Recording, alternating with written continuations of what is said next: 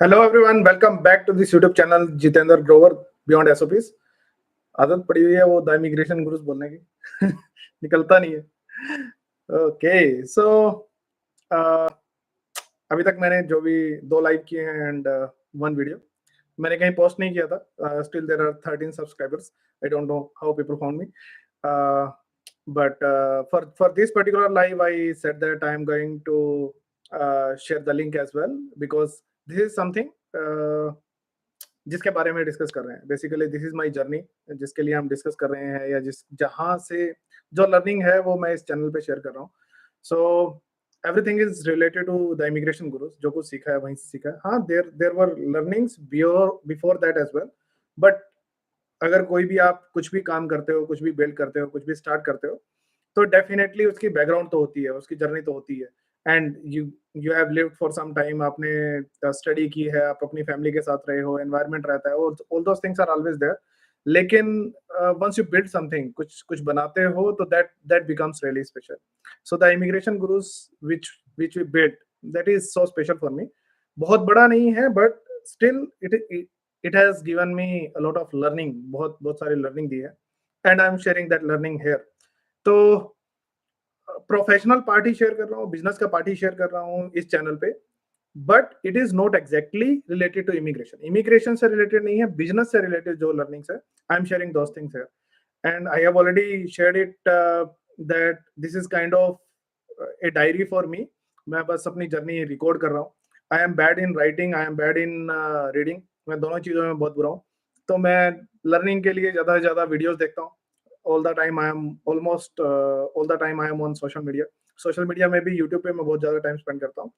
And most of the time I spend time in learning there कि मैं कहाँ से क्या, from ranging from geopolitics, ranging from business, geopolitics, जो कुछ भी समझ सकता हूँ लोगों के बारे में, जो कुछ भी समझ सकता हूँ बिजनेस के बारे में, वर्ल्ड के बारे में, इस दुनिया के बारे में, जो कुछ भी कहीं से भी समझ सकता हूँ, which is relevant to me, which is interested, which is interesting.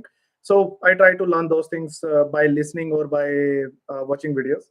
तो I am bad in reading books, तो कभी मैं बुक्स पढ़ नहीं पाया। So I am bad in that. तो मेरी लर्निंग का सोर्स है। And same thing, I am bad in writing. SOP लिखना अलग चीज है, that is the part of my business, but usually I don't like to sit and write की book लिखनी है और ये सब कुछ, अभी उसका कुछ विचार नहीं है। And I just want to record my journey, इससे पहले कि मैं सब भूल जाऊं, आगे निकल जाऊं, मोटा मोटा ब्रॉड आइडिया रहे, टेक्निकल चीजें सब माइंड से निकल जाए। Before that I want to record everything. और ये रिकॉर्डिंग मैं अभी करना चाहता था, एंड यूट्यूब मेरे लिए सही सोर्स है। मैं कहीं और अपने सिस्टम पे रिकॉर्ड करता था, उसके लिए तो हार्ड डिस्क और ये सब कुछ लेना पड़ता। तो this is the best way where I can record. इसको कोई बुक बनाएगा तो बाद में बना लेगा, लेकिन अभी के लिए I am just recording what ever I am learning. जो कुछ मैं सीख रहा हूँ, जो सीख चुका हूँ, सीख रहा हूँ, सो वो सब चीजें I am just recording everything.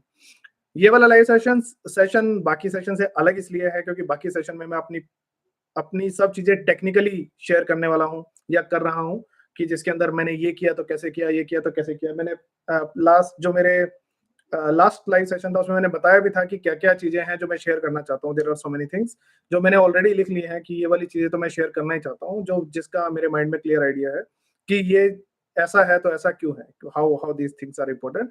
तो जितनी मेरी जर्नी है, मैं उसके छोटे छोटे पीसेज उठा के उसके अंदर जो लर्निंग है, उस लर्निंग मेरी जर्नी में वो कैसे फिट होती है, या मेरे पास उसके क्या एग्जांपल है, मैंने उसको कैसे अप्लाई किया है। तो कोई भी चीज है जो बिजनेस बिजनेस की लर्निंग है, तो मैंने उसको कैसे अप्लाई किया, या मेरे उसमें क्या व्यू पॉइंट है। So I am going to share all those things in my sessions. तो लास्ट 2 सेशन मैं ऑलरेडी 2 लाइव सेशन ऑलरेडी कर चुका हूँ, 2 टॉपिक्स पे थे। And this is related to my entire journey. अभी तक की जो जर्नी है, मैं इसमें सारा ब्रीफ करना चाहता हूँ। इसके बहुत सारे पीसीस बन के आपके पास आगे लाइव सेशंस में आने वाले हैं, जो कि लर्निंग्स के फॉर्म में होंगे, कि ये पर्टिकुलर चीज है तो इसको कैसे सॉल्व किया, इसको कैसे रिजोल्व किया, ये कहाँ से सीखा, and why that was really important, या connecting the dots. So I am going to share so many things. But ये वाली ये वाला लाइव सेशन इसलिए मैंने इसका लिंक भी शेयर किया, because I wanted to share the entire journey, कि अब तक की टोटल जर्नी क्या है। इस लाइव सेशन में I am going to share that. And before starting, someone मैंने जैसे लिंक शेयर किया तो समीर जी हैं, I guess, what's the name, Sudhir ji, he commented that you are a Superman. So it's nothing like that. Anyone who is building something, बहुत सारे लोग हैं जो मुझसे भी बहुत बड़ा बना चुके हैं, ऐसे भी बहुत सारे हैं जो अभी मेरे साथ जर्नी में हैं, बहुत सारे ऐसे हैं जो अभी मेरे बाद आने वाले हैं, and they can also make big. So there are so many people and so many things which are a lot bigger than me and the immigration gurus. I am not a superman, simple आपके जैसा ही person हूँ, and जैसे आप aspire करते हो to become something good, something big, सभी aspire करते हैं, सभी को ज्यादा इनकम चाहिए, सभी को ज्यादा सैलरी चाहिए, सभी को ग्रोथ चाहिए, सेम काइंड ऑफ माइंडसेट मेरा भी है, वैसा ही है। मेरे सिचुएशंस अलग हो सकते हैं, मेरा एनवायरनमेंट अलग हो सकता है, मेरी अपब्रिंगिंग अलग हो सकती है, लेकिन किसी के लिए भी ये हर्डल नहीं हो सकता कि आप वो अचीव नहीं कर सकते। सो दो चीजें होती है, एक आपका डिसीजन होता है कि I want to do this, and second is the execution. Execution is more important. आप डिसाइड करने के बाद भी चीजें नहीं होती है। यू डिसाइड समडे कि मुझे एक बुक पढ़नी है और आपका बहुत दिल है यार, बुक सब कहते हैं कि बुक पढ़े बिना आप सक्सेसफुल नहीं हो सकते। आप सोचते हो कि मुझे बुक पढ़नी है, लेकिन वो डिसीजन तो ले लिया, लेकिन एग्जीक्यूशन नहीं हुआ। तो एग्जीक्यूशन नहीं होता तो you are not going to read it. तो वो सेम ऐसा ही है। जिम जाने के लिए भी डिसीजन हो गया कि जिम जाना है, लेकिन अगले दिन एग्जीक्यूशन नहीं हुआ, हर रोज एग्जीक्यूशन नहीं हुआ, तो बहुत प्रॉब्लम है। So execution is also really important. Same thing आपके साथ हर जगह अप्लाई होती है, हर चीज में यही चीज अप्लाई होती है। एक डिसीजन है, डिसीजन के अंदर आइडिया भी है आपका कि आप ये करना चाहते हैं, इससे मेरी ग्रोथ होगी, और उसके बाद एग्जीक्यूशन है। जब दोनों चीजें हों साथ में, then you are able to achieve something good. मेरे पास आइडिया कहाँ से आया, ये मैं इस फील्ड के अंदर कैसे कर पाया, ये फील्ड पर्टिकुलर फील्ड के अंदर मैं कैसे कर पाया, नया कस्टमर बेस कैसे जनरेट कर लिया हमने जो पहले एग्जिस्ट नहीं करता था। So I am sharing all those things in this video, ताकि आपको एक ब्रॉड हाई लेवल व्यू मिल जाए कि मेरी जर्नी कैसी रही है, कैसे मैं इसमें एंटर हो गया, और कैसे हम इसको जहाँ जिस लेवल पे है यहाँ तक कैसे ले आए हैं, आगे क्या क्या सोच रहे हैं, और कैसे how I believe in, what kind of growth I believe in, तो वो मेरा क्या माइंडसेट है। सो मैं एक ब्रॉड आइडिया इसी लाइव में देना चाहता हूँ, एंड लेटर ऑन जैसे ही आगे लाइव सेशंस हो गए, इन दोज लाइव सेशंस जैसे मेरे पास टाइम होगा, I will share other things as well, जो स्मॉल पार्ट्स हैं, हर चीज है, रिक्रूटमेंट से रिलेटेड है, जो भी चीजें हमने अभी तक सीखी हैं, जिसमें स्ट्रगल किया है बहुत, वो सारे फेजेस या वो सारी चीजें भी I am going to share in on this channel. ये चैनल अलग है, वो इमिग्रेशन वाला चैनल अलग है। तो इमिग्रेशन से रिलेटेड अगर आपके कुछ प्रॉब्लम, वो कुछ क्वेश्चन है, तो please ask those questions there, that will be better. यहाँ थोड़ा सा बिजनेस डिस्कस करते हैं, ग्रोथ डिस्कस करते हैं, ये सब चीजें डिस्कस करते हैं। This is not the live session for Canadian immigration, उसके लिए अलग लाइव करता हूँ मैं, यूजली इंडिया टाइम इवनिंग में mostly. So you can join that live session, and आप मेरे व्हाट्सएप नंबर पे तो क्वेश्चन भेज ही सकते हैं, मैंने नंबर भी आपको शेयर किया हुआ है। So RK guide, I am not going to answer this, please ask this question to me on WhatsApp. यहाँ पे बिजनेस की बात करते हैं, that's why the name is Jitendra Grover beyond SOPs. हम जो करते हैं रूटीन में इमिग्रेशन वाला काम, उसके बियॉन्ड बात करते हैं यहाँ पे, और टीआईजी में जो करते हैं उसकी बात करते हैं। सो कहाँ से स्टार्ट करूं, बिगनिंग से स्टार्ट करूं या वापस चलें? बीच में से स्टार्ट करता हूं, जहां से टीआईजी स्टार्ट हुआ, उसके पहले की जर्नी भी थोड़ी सी बताऊंगा, उसके बाद की जर्नी भी बताऊंगा, जहां से स्टार्ट किया वो वाली जर्नी मैं बताता हूँ। I have never been outside my city, मतलब मैं अपनी सिटी से बाहर कभी रहा नहीं हूँ। Even when I was studying, तो मैंने जो बीटेक की, एमटेक की, उसके बाद जॉब की, जो कुछ भी मैंने किया, every time, all the time, I was completely in my city. I was homesick, और मैं हमेशा घर पे ही रहा करता था। मैं ट्रैवल करता था, तो माई university was in a different city. मैं कुरुक्षेत्रा से हूँ, हरियाणा में, और मेरी जो पहले मेरा कॉलेज था, diploma college, that college was in Yamunanagar. तो यमुनानगर डिस्ट्रिक्ट में आता है, तो वहां से ट्रैवल करके वापस आ जाता था। अंबाला से भी मेरी यूनिवर्सिटी जो है, that was in okay, that university was in Ambala, तो वहां भी ट्रैवल करते थे और वापस आ जाते थे। देन मैंने जॉब की, जॉब के टाइम पे भी आई यूज्ड टू लिव, मैं घर पे ही रहता था, and I used to travel to Ambala. Ambala में ही था, तो अंबाला में मैंने जॉब की है बीइंग ए टीचर, और वैसे मेरा काम रहा था। But somewhere down the line I figured out that I have done BTech and MTech. MTech के बाद टीचिंग में था, तो लगा कि सिर्फ इससे काम नहीं चलेगा, I need to do PhD। तो PhD का जैसे जैसे समझ आया कि PhD का कीड़ा है, PhD करनी ही पड़ेगी, उसका कोई ऑप्शन नहीं है, टीचिंग प्रोफेशन में था मैं। So to do that PhD I started doing something. फिर एक फ्रेंड है अतुल, तो अतुल के साथ अतुल ने मेरे साथ स्टडी भी की है, उसके बाद हम साथ में ही रहे हैं काफी टाइम, अब तक भी साथ में ही है।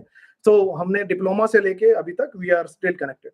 तो अतुल ने बोला कि गेट का पेपर क्रैक करना पड़ेगा, अगर NIT IIT कहीं अच्छी जगह से अगर PhD करनी है तो गेट करना ही पड़ेगा। मैं कहा ठीक है, बट कभी प्रिपरेशन नहीं की, उसने भी नहीं की और मैंने भी नहीं की। And I just give the exam. मैंने 2012 में एग्जाम दिया, 13 में एग्जाम दिया, एंड 14 में एग्जाम दिया, 15 में एग्जाम दिया। Current scenario of Canada related to global recession. Canada अलग नहीं रहने वाला है, तो Gaurav I will discuss upon it at last. Okay, so मैंने गेट का एग्जाम दिया। गेट का एग्जाम देने के बाद 2015 I crack the GATE crack हो गया। तो गेट क्रैक हो गया तो NIT IIT के अंदर आपको एंटर करने के लिए एक रास्ता मिल जाता है। तो PhD के लिए मुझे दिख गया कि दिस इज द वे, तो आई started looking for PhD admission. तब मैं जॉब ही कर रहा था, तो आफ्टर दैट PhD के लिए मैंने ट्राई करना स्टार्ट किया। आई क्रैक्ड एटलीस्ट 7 और 8 PhD एग्जामिनेशन, जो एंट्रेंस एग्जाम होते हैं IITs और NITs में, 2015 में, 2016 में, 2017 में। 2015 और 16 के अंदर मैंने बहुत सारे IITs और NITs के रिटर्न एग्जाम जो होते हैं, I cleared those exams. GATE हमारे पास था ही, तो एलिजिबिलिटी उसके साथ बन गई हमारी, but never able to crack the interview. Interview के अंदर कभी कुछ क्लियर होता ही नहीं था, क्योंकि आपके किसी प्रोफेसर के साथ कोई लिंक नहीं है, प्रोफेसर अपने आसपास भटकने भी नहीं देते। और दूसरा, link banana, suppose I cracked exam for IIT Chennai, तो वहां पे एग्जाम क्लियर किया, वहां के प्रोफेसर के साथ कहां से लिंक निकाले? जोधपुर में एग्जाम क्लियर किया, वहां लिंक कैसे निकाले? रुड़की में एग्जाम क्लियर किया, रुड़की में भी कोई लिंक नहीं था। जिसका लिंक था उनका PhD में एडमिशन हो गया, अपना नहीं हुआ। Same happened in NIT Kurukshetra में भी हो गया था, एग्जाम क्रैक हो गया था, बट इंटरव्यू में रह गए। सो आई फिगर्ड आउट यार it is not happening for me, and कुछ ना कुछ लिंक चाहिए, अदरवाइज PhD नहीं होगी। देन इन जी, अब बाद में देखते हैं बेटा, जाओ ऊपर खेल लो थोड़ी देर। ओके, जाओ ऊपर खेलो। सो 2016 दो जगह पे एक साथ टेस्ट क्लियर हुआ। वन वाज IIIT हैदराबाद, एक IIIT हैदराबाद में हुआ, and second was NIT Hamirpur. NIT Hamirpur में मनप्रीत सर के नॉन थे, तो ही सेड कि ही कैन ट्राई समथिंग, कि शायद इंटरव्यू में कुछ हेल्प हो जाए वहां पे। And second was IIIT Hyderabad. तो दो जगह पे थे, दोनों जगह पे टेस्ट एक साथ क्लियर हुआ था। एंड मेरा इंटरव्यू जो था वो पहले इंटरव्यू मेरा था IIIT हैदराबाद में।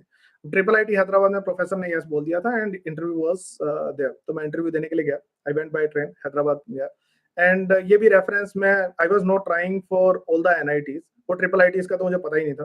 तो IIIT हैदराबाद में समवन गेव मी रेफरेंस, वो अतुल की स्टूडेंट थी, and she gave me reference कि IIIT ट्राई क्यों नहीं करते। सो आई सेट वन डे, और मैंने शायद 500 प्रोफेसर्स को ईमेल डाल दिया, कोई IIIT नहीं छोड़ा, सभी IIITs के अंदर डाल दिया। सो आई गोट 3 और 4 रिप्लाईज बैक। एक IIIT हैदराबाद से था, और IIIT हैदराबाद में finally I went for interview दिया मैंने। इंटरव्यू देने के बाद after a few days I got the reply that you have been selected and you can proceed. Okay, so that was one go ahead. तब तक Manpreet sir Canada आ चुके थे, and मैंने मनप्रीत सर से पूछा कि दिस इज द सिचुएशन, एक मेरे पास ऑप्शन IIIT हैदराबाद का है और एक NIT हमीरपुर का है, where should I go? IIIT Hyderabad एक NGO की तरह, नॉन गवर्नमेंट ऑर्गेनाइजेशन की तरह काम करता है, और गवर्नमेंट की तरह काम करता है, बट गवर्नमेंट ऑर्गेनाइजेशन नहीं है, प्राइवेट है, और स्टार्ट वो गवर्नमेंट की तरह हुआ था। So I got an opportunity to go for IIIT Hyderabad.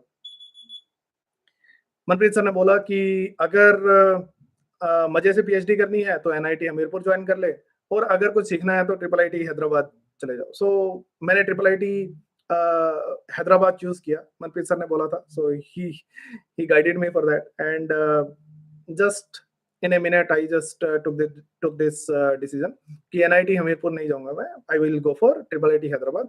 NIT Hamirpur का इंटरव्यू 2 दिन के बाद था और मैं इंटरव्यू देने गया ही नहीं था, and I just went for IIIT Hyderabad. मैंने घर से परमिशन ली क्योंकि तब तक मतलब I was married that by that time, और मैरिज की अलग जर्नी है, अभी वो इसको उसको इसमें नहीं लाते हैं. So by that time I was married and मुझे अंजलि से परमिशन लेनी थी. अंजलि से मैंने परमिशन ली और अंजलि ने कहा ठीक है, अगर आपको लगता है कि it will give you some edge, you go for it, लेकिन हर महीने वापस आना पड़ेगा. अब हर महीने हैदराबाद से कुरुक्षेत्र वापस आना, मतलब अगर ट्रेन में आओ तो 2 दिन लगते हैं, 2 दिन जाने में 2 दिन आने में, और हर महीने पीएचडी करते हुए आना जाना, it was not that easy. So that was a great hurdle. मैं कहा ठीक है, let me figure it out कि कैसे होगा. एंड वहाँ पे स्टाइफंड था I guess 21,000 rupees per month मुझे मिलता था. बाकी अगर आप टीचिंग असिस्टेंट होते हो तो उसमें 3,000-4,000 रुपए आपको अलग से और भी मिलते थे. तो 25,000 रुपए on average you can say कि यू कैन अर्न देयर. तो इतने पैसे मुझे वहाँ पे मिल रहे थे.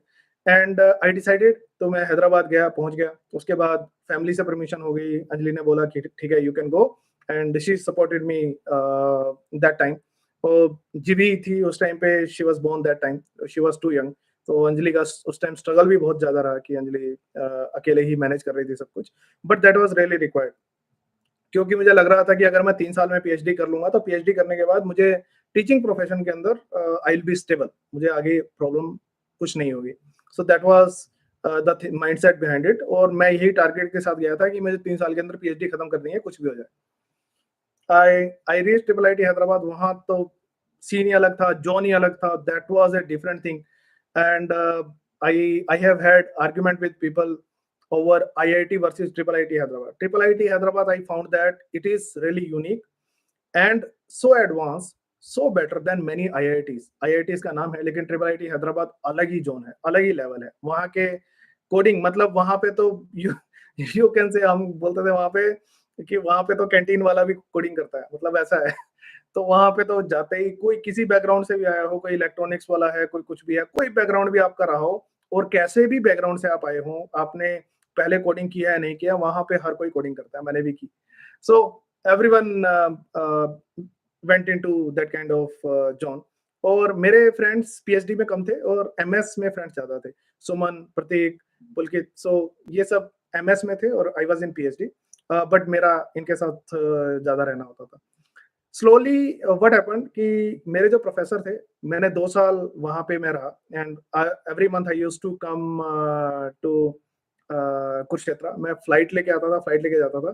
तो हर महीने का मेरा ये फिक्स था काइंड ऑफ 10,000 रुपीज का, तो ये खर्चा था ही कि मुझे आना जाना मुझे करना होता था.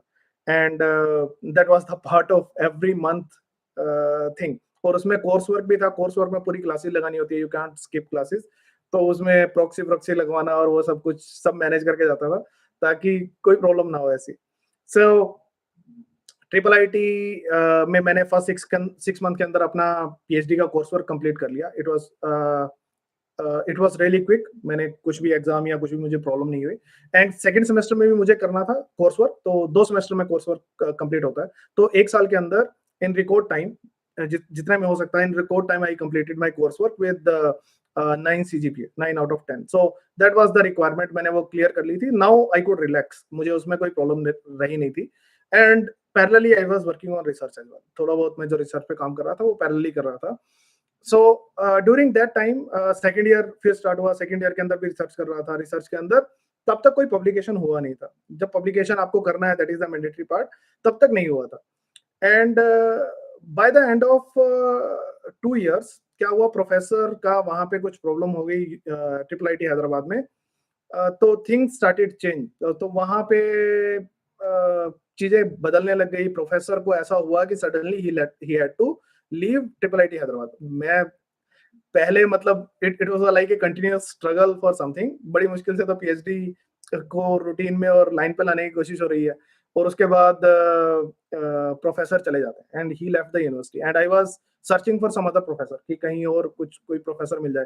All the other professors were saying कि आपको फंडिंग कौन देगा, मतलब आपकी स्कॉलरशिप कौन देगा. That is a big issue. And someone said okay I can take you, but आपको रिसर्च जीरो से स्टार्ट करनी पड़ेगी. मैं already I have spent so much of time, 2 साल मैंने लगा दिए हैं चीज के अंदर, अब जीरो से स्टार्ट करना was very very difficult for me, तो I was not ready for it, तो मुझे उसमें भी प्रॉब्लम हो रही थी।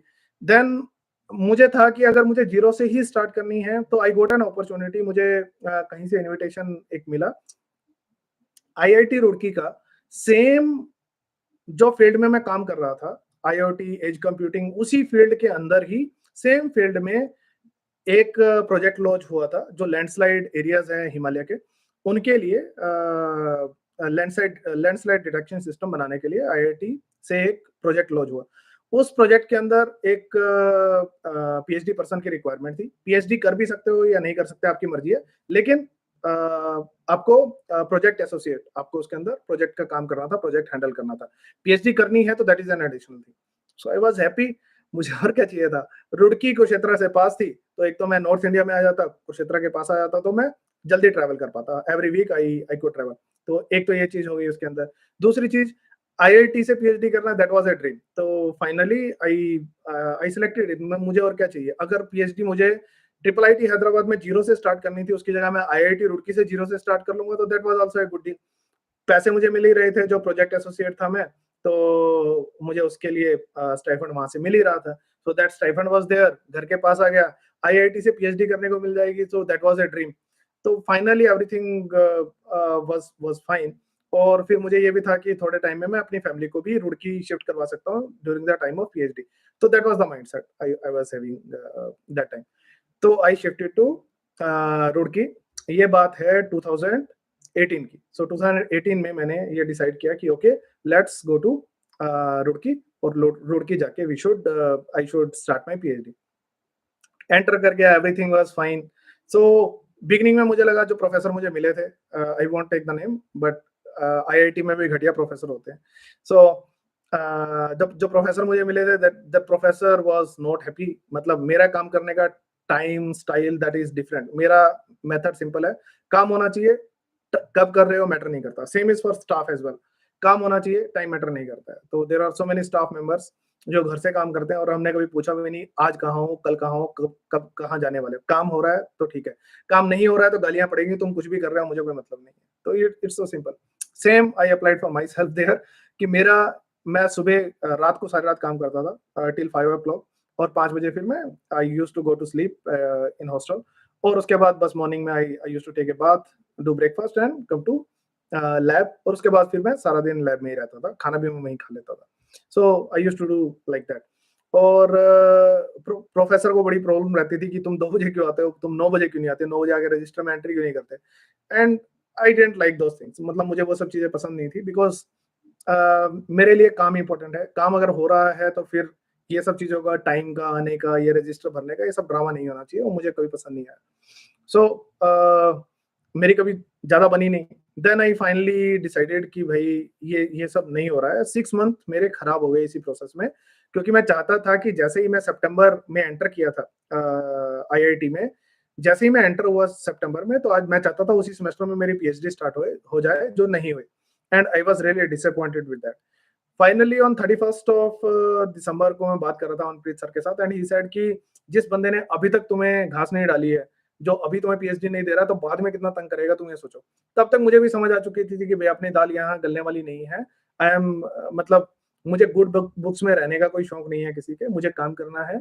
और ये चापलूसी वगैरह और ये सब कुछ करके मैं हाथ पैर जोड़ के अगर कुछ लूं, तो उसका कोई मतलब नहीं है। सो अब मुझे भी समझ आ गया था कि ये अपने लिए नहीं। तो that day I decided, Manpreet sir ने बोला कि कनाडा आ जाओ। मैंने कहा कनाडा कैसे आ जाओ। तो then I started searching, first time I started searching about Canada. मुझे तब तक भी माइंड में कनाडा का कुछ लेना देना नहीं था, कनाडा जाना है तो कोई भी ऐसी चीज माइंड में नहीं है कि कनाडा है क्या, कहाँ है, कैसे है, तब तक भी कुछ माइंड में नहीं था। इवन दो मनप्रीत सर के साथ काम करते करते वो कनाडा चले गए थे और मैं ट्रिपल आईटी हैदराबाद चला गया था, तब भी माइंड में नहीं आया। And that time I was perfectly eligible to apply for Canada, और मेरी डायरेक्ट पीआर हो जाती। लेकिन कभी कोई माइंड में ही नहीं थी ऐसी चीज कि कनाडा मुझे जाना है या मुझे इंडिया से बाहर जाना है। आई वाज होम सिक। तो मैंने वही चीज बताई कि कभी माइंड में ही नहीं था कि मुझे बाहर जाना है, तो मैंने कभी सोचा भी नहीं इस चीज के लिए। इवन तो मनप्रीत सर जा रहे थे तो मैंने तब भी नहीं सोचा, तब भी पूछा भी नहीं कि प्रोसेस क्या है, प्रोसेस बता दो, कभी माइंड में नहीं था। तो I was never in that kind of company की जिसमें से लोग बाहर गए हों या जा रहे हों या शोर मचा रहे हों कि जाना है, जा नहीं पा रहे हैं, तो ऐसा कुछ भी नहीं था। एंड धीरज जो मेरा क्लोज फ्रेंड था फ्रॉम माय डिप्लोमा, जैसे अतुल ने मेरे साथ डिप्लोमा किया, ऐसे धीरज ने मेरे साथ डिप्लोमा किया। तो Dheeraj is my partner in Immigration Gurus. और तो धीरज इमिग्रेशन के काम में था, तब भी मैंने कभी जानने की कोशिश नहीं की भाई तू क्या करता है, क्यों है। वो पंजाब में था, पंजाब से इमिग्रेशन, कैनेडियन इमिग्रेशन का ही काम करता था, न्यूजीलैंड ऑस्ट्रेलिया, तो ये किया करता था। तो मैंने उससे भी कभी नहीं पूछा कि भाई तू करता क्या है और ये इतने लोग बाहर क्यों जाते हैं, या मैंने कभी इन चीजों को फॉलो ही नहीं किया था। It was never in mind. Finally जब I was frustrated in India कि आईआईटी में आके भी पीएचडी नहीं हो रही है, and that was my third और fourth PhD, that was my third PhD जो आईआईटी से मेरी ड्रॉप हुई थी।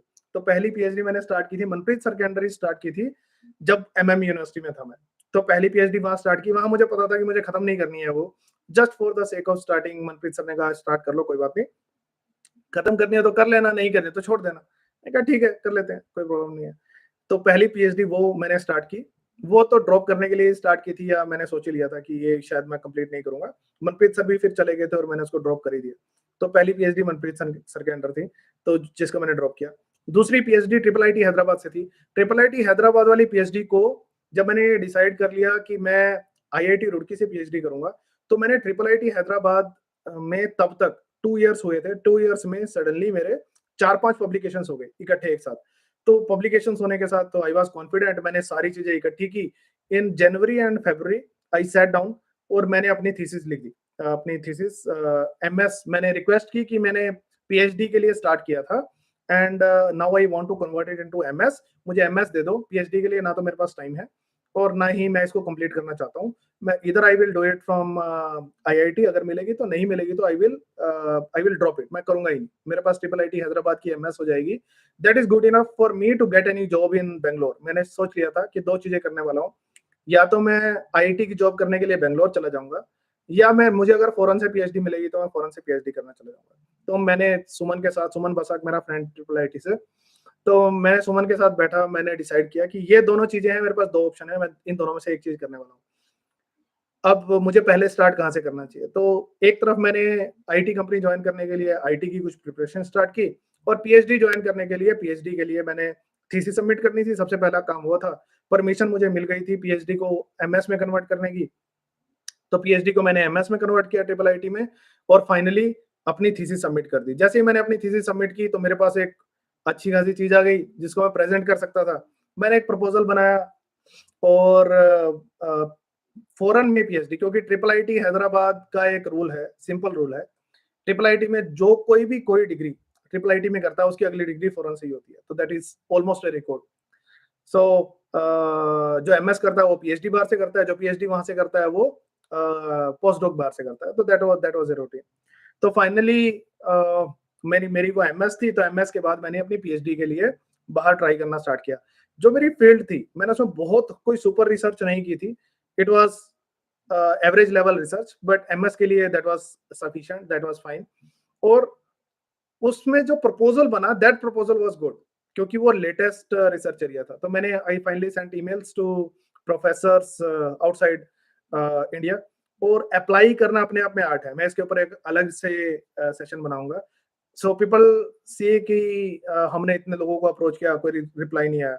सो I was ready to send my proposal to 1000 professors irrespective of the location. मैंने फिर भी कनाडा के लिए अप्लाई नहीं किया। मैंने जब ईमेल्स डाली, I still have that draft of email, उसको लिखने में हमने 10 दिन लगाए थे। और सुमन तब कहीं ट्रैक करने जा रहा था, तो मैंने सुमन को बोला कि भाई तो बीच में बैठ के चेक कर, मुझे मेल्स करनी है। तो उससे मैंने बीच बीच में सब चेक करवाया, उससे सब करेक्ट किया हमने, and that was really good email that we drafted. And I collected emails and names of 1000 professors, और हर प्रोफेसर के लिए मैंने एक अलग ईमेल ड्राफ्ट की, और one by one I was drafting sending. तो एक कुछ कॉमन कंटेंट था, कुछ अलग कंटेंट था, और मैं हर प्रोफेसर के लिए अलग अलग ईमेल कर रहा था।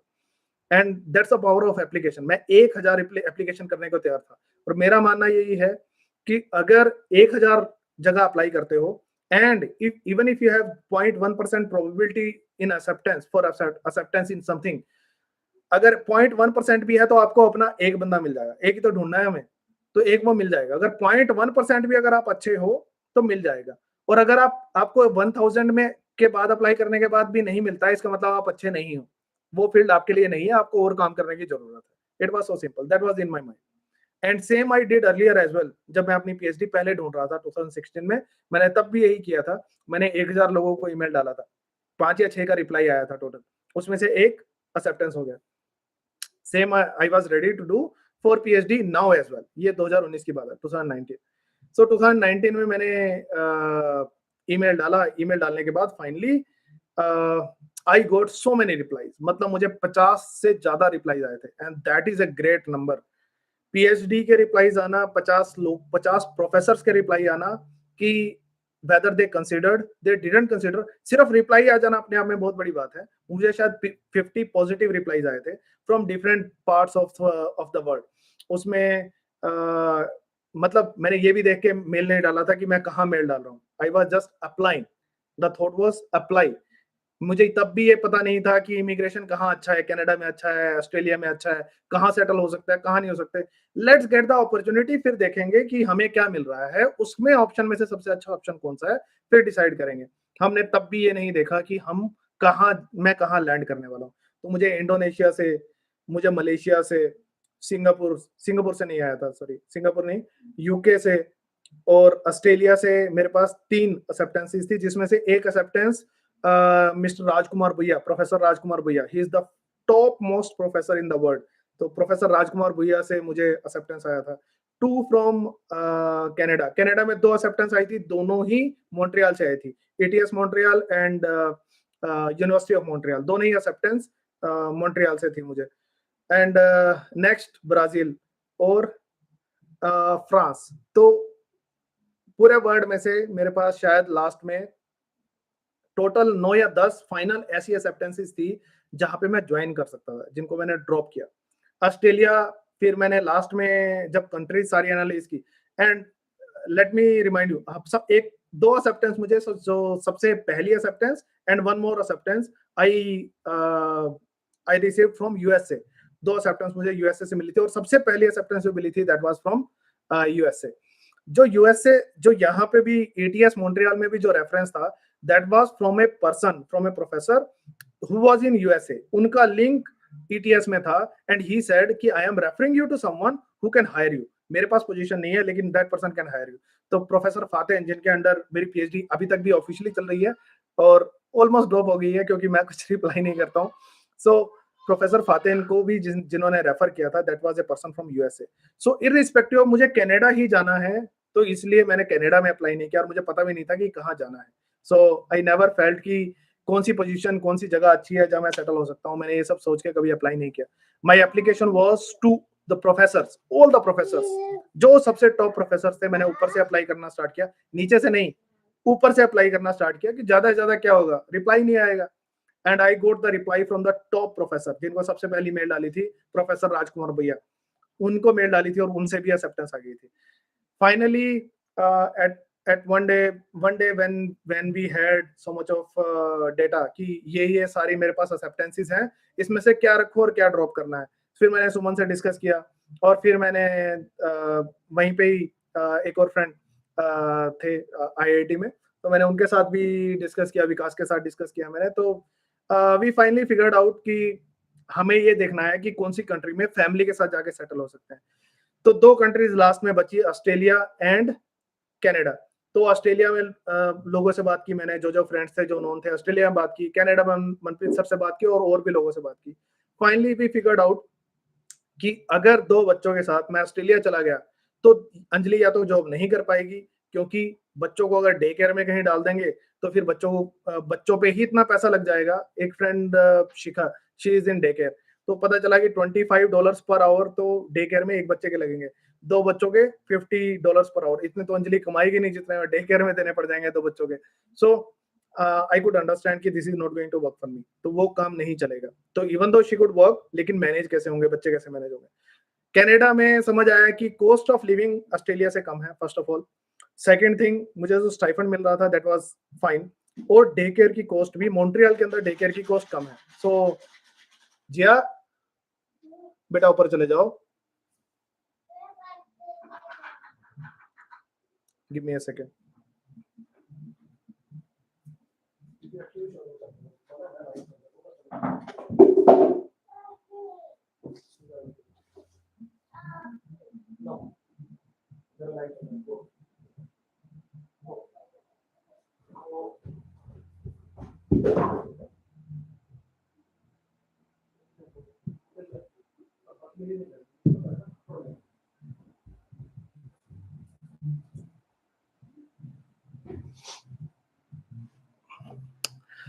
Sorry, kids.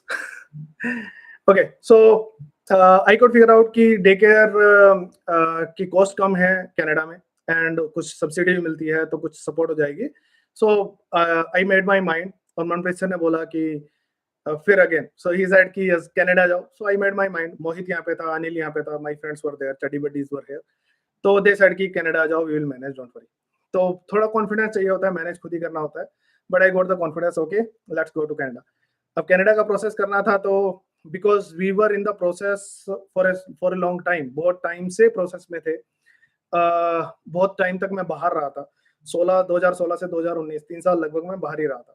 And during that time I used to visit home, या तो वीकेंड पे आता था, या फिर थोड़े दिन का स्लॉट, 3-4 डेज का स्लॉट लेके I used to come at home, तो थोड़े दिन के लिए आता था। देन वी सभी का जैसे माइंडसेट होता है कि हमें साथ में ही जाना है, मेरा भी माइंडसेट वही था कि साथ में ही जाना है। One day I met, PhD का मुझे इनविटेशन आ गया था प्रोफेसर फातिन से, एटीएस से, सब कुछ हो गया था। Then we applied for CAQ apply करने के बाद मैंने धीरज से बात की और हम कहीं पे मिले, और धीरज को मैंने बताया, धीरज सेड कि अप्लाई मत करो, साथ में रिफ्यूजल आ जाएगा। अब धीरज वॉज इन इमिग्रेशन, लेकिन वही उसका माइंडसेट, मेरा माइंडसेट अलग था। माइंडसेट अलग इसलिए था कि अगर ये अलाउड है, बाय रूल अलाउड है, तो पॉसिबल भी होना चाहिए। एंड शायद पंजाब में ऐसा होता होगा कि धीरज धीरज का जो आइडिया है या जो कुछ भी है, शायद इसलिए भी हो सकता है कि तुम जो नॉर्मल स्टूडेंट्स के लिए अप्लाई करते हो, उनमें और एक पीएचडी स्टूडेंट में डिफरेंस होगा। So I had that kind of mindset कि मुझे पीएचडी के लिए मैं जा रहा हूँ, तो पीएचडी से ऊपर तो कोई डिग्री नहीं होती, तो हाउ दे कैन डिनाई कि अगर मैं स्पाउस के साथ भी अप्लाई करता हूँ तो डिनायल नहीं आना चाहिए। एसडीएस में उस टाइम पे 20 एक दिन लगते थे रिजल्ट आने में, तो अभी अब दोबारा 20 दिन हो गए, लेकिन बीच में वो 6-6 7-7 महीने भी रहे हैं लोगों के। तो उस time it is pre Covid time, तो उस टाइम पे when I was applying for my own application, तो मैंने सब जगह पे जितनी वीडियोस देख सकता था, इतनी वीडियोस तो मतलब कनाडा वालों ने खुद को कनाडा के बारे में कैनेडियंस को ना पता होगा जितना जितने वीडियोस मैंने देखी। सो मॉन्ट्रियल वाज ए सिटी जिसके बारे में मॉन्ट्रियल बदनाम था कि फ्रेंच के बिना काम नहीं कर सकते, फलाना ढीम का। तो मॉन्ट्रियल की मैंने बहुत सारी वीडियोस देखी, कनाडा की बहुत सारी वीडियोस देखी, कैनेडियन इमिग्रेशन की बहुत सारी वीडियोस देखी, बट ये वाला कॉन्फिडेंस कभी ऐसा आया नहीं कि अप्लाई विद फैमिली वाला।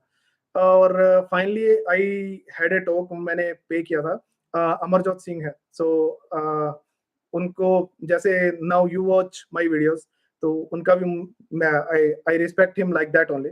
तो अमरजोत सिंह जी से बात की मैंने, I paid him $235 I guess for one consultation. तो मैंने उनसे वो एक बार बात की, डिस्कस किया, एंड डिस्कशन के बाद ही गेव मी कॉन्फिडेंस कि इट शुड बी पॉसिबल, क्या क्या कर सकते हैं, क्या क्या नहीं कर सकते। तो वो अभी भी मेरे पास एक डायरी थी जिसके अंदर मैंने, उन्होंने जो कुछ बोला था मैंने वो सब नोट किया, एंड जितना कुछ मैं उसमें डाल सकता था अपनी तरफ से, I did everything, and then I wrote my SOP. और जो मैंने अपने लिए एसओपी लिखा था, दैट एसओपी में वो एसओपी का बेस था, मतलब that was the base of SOP. It was not a full flashed SOP, but उसने मुझे बेस, जब मैंने लिखा तो मुझे एक बेस बन गया कि एसओपी में ये सब चीजें होनी चाहिए।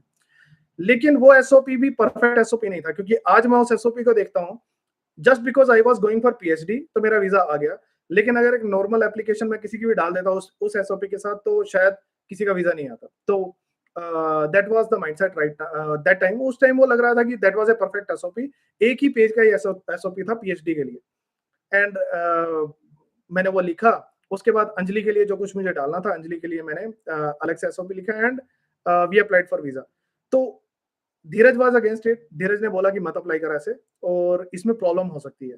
एंड आई वाज एडमेंट, मैंने बोला कि नहीं जाना है तो साथ में ही जाना है, नहीं तो नहीं जाना है, मतलब we were like that only. तो ये कॉन्फिडेंस जो अगर कोई यहाँ पे आप लोग हैं, अगर आपको ये चीज समझ आ रही है, तो I have lived that journey. और वी अप्लाइड फॉर वीजा। शायद हमने 12 तारीख को या 13 तारीख को वीजा अप्लाई किया था। धीरज के फादर साहब की तब डेथ हुई थी उसी टाइम पे, और मेरे पास पर कोई और चारा नहीं था। I was so much hesitant कि मैं उसको उस टाइम पे बोल रहा हूँ कि भाई मुझे वीजा अप्लाई करना है, लेकिन आई वाज इन CAQ आ गया था मेरा। तो मैंने पहले एक CAQ अप्लाई किया, फिर दूसरा अप्लाई किया विद फैमिली वाला, क्योंकि बाद में थोड़ा सा कॉन्फिडेंस मिला कि विद फैमिली कर सकते हैं। तो पहले वाले CAQ में भी अमेंडमेंट की जा सकती थी, लेकिन मैंने वो नहीं की। मैंने नया ही CAQ अप्लाई किया, जो कि मुझे मिला फाइनली। और उसके मिलने के बाद तो I was like we are already in November. 13 नवंबर को शायद हमने अपना वीजा एप्लीकेशन लगाई। अब उसके अंदर वीजा एप्लीकेशन करने के बाद वी वेटेड फॉर 20 और डेज, 20 दिन लगे शायद। 3 तारीख को रिजल्ट आया, and I was going to Roorkee that time. तो मैं PhD वो पोस्ट डॉक के लिए, सॉरी अपनी जॉब के लिए, जो मेरी प्रोजेक्ट एसोसिएट था, मैं उस टाइम पे भी रिजाइन नहीं किया था मैंने। तो मैंने सॉरी उस टाइम रिजाइन कर दिया था मैंने, लेकिन job was going on, job उस टाइम चल रही थी।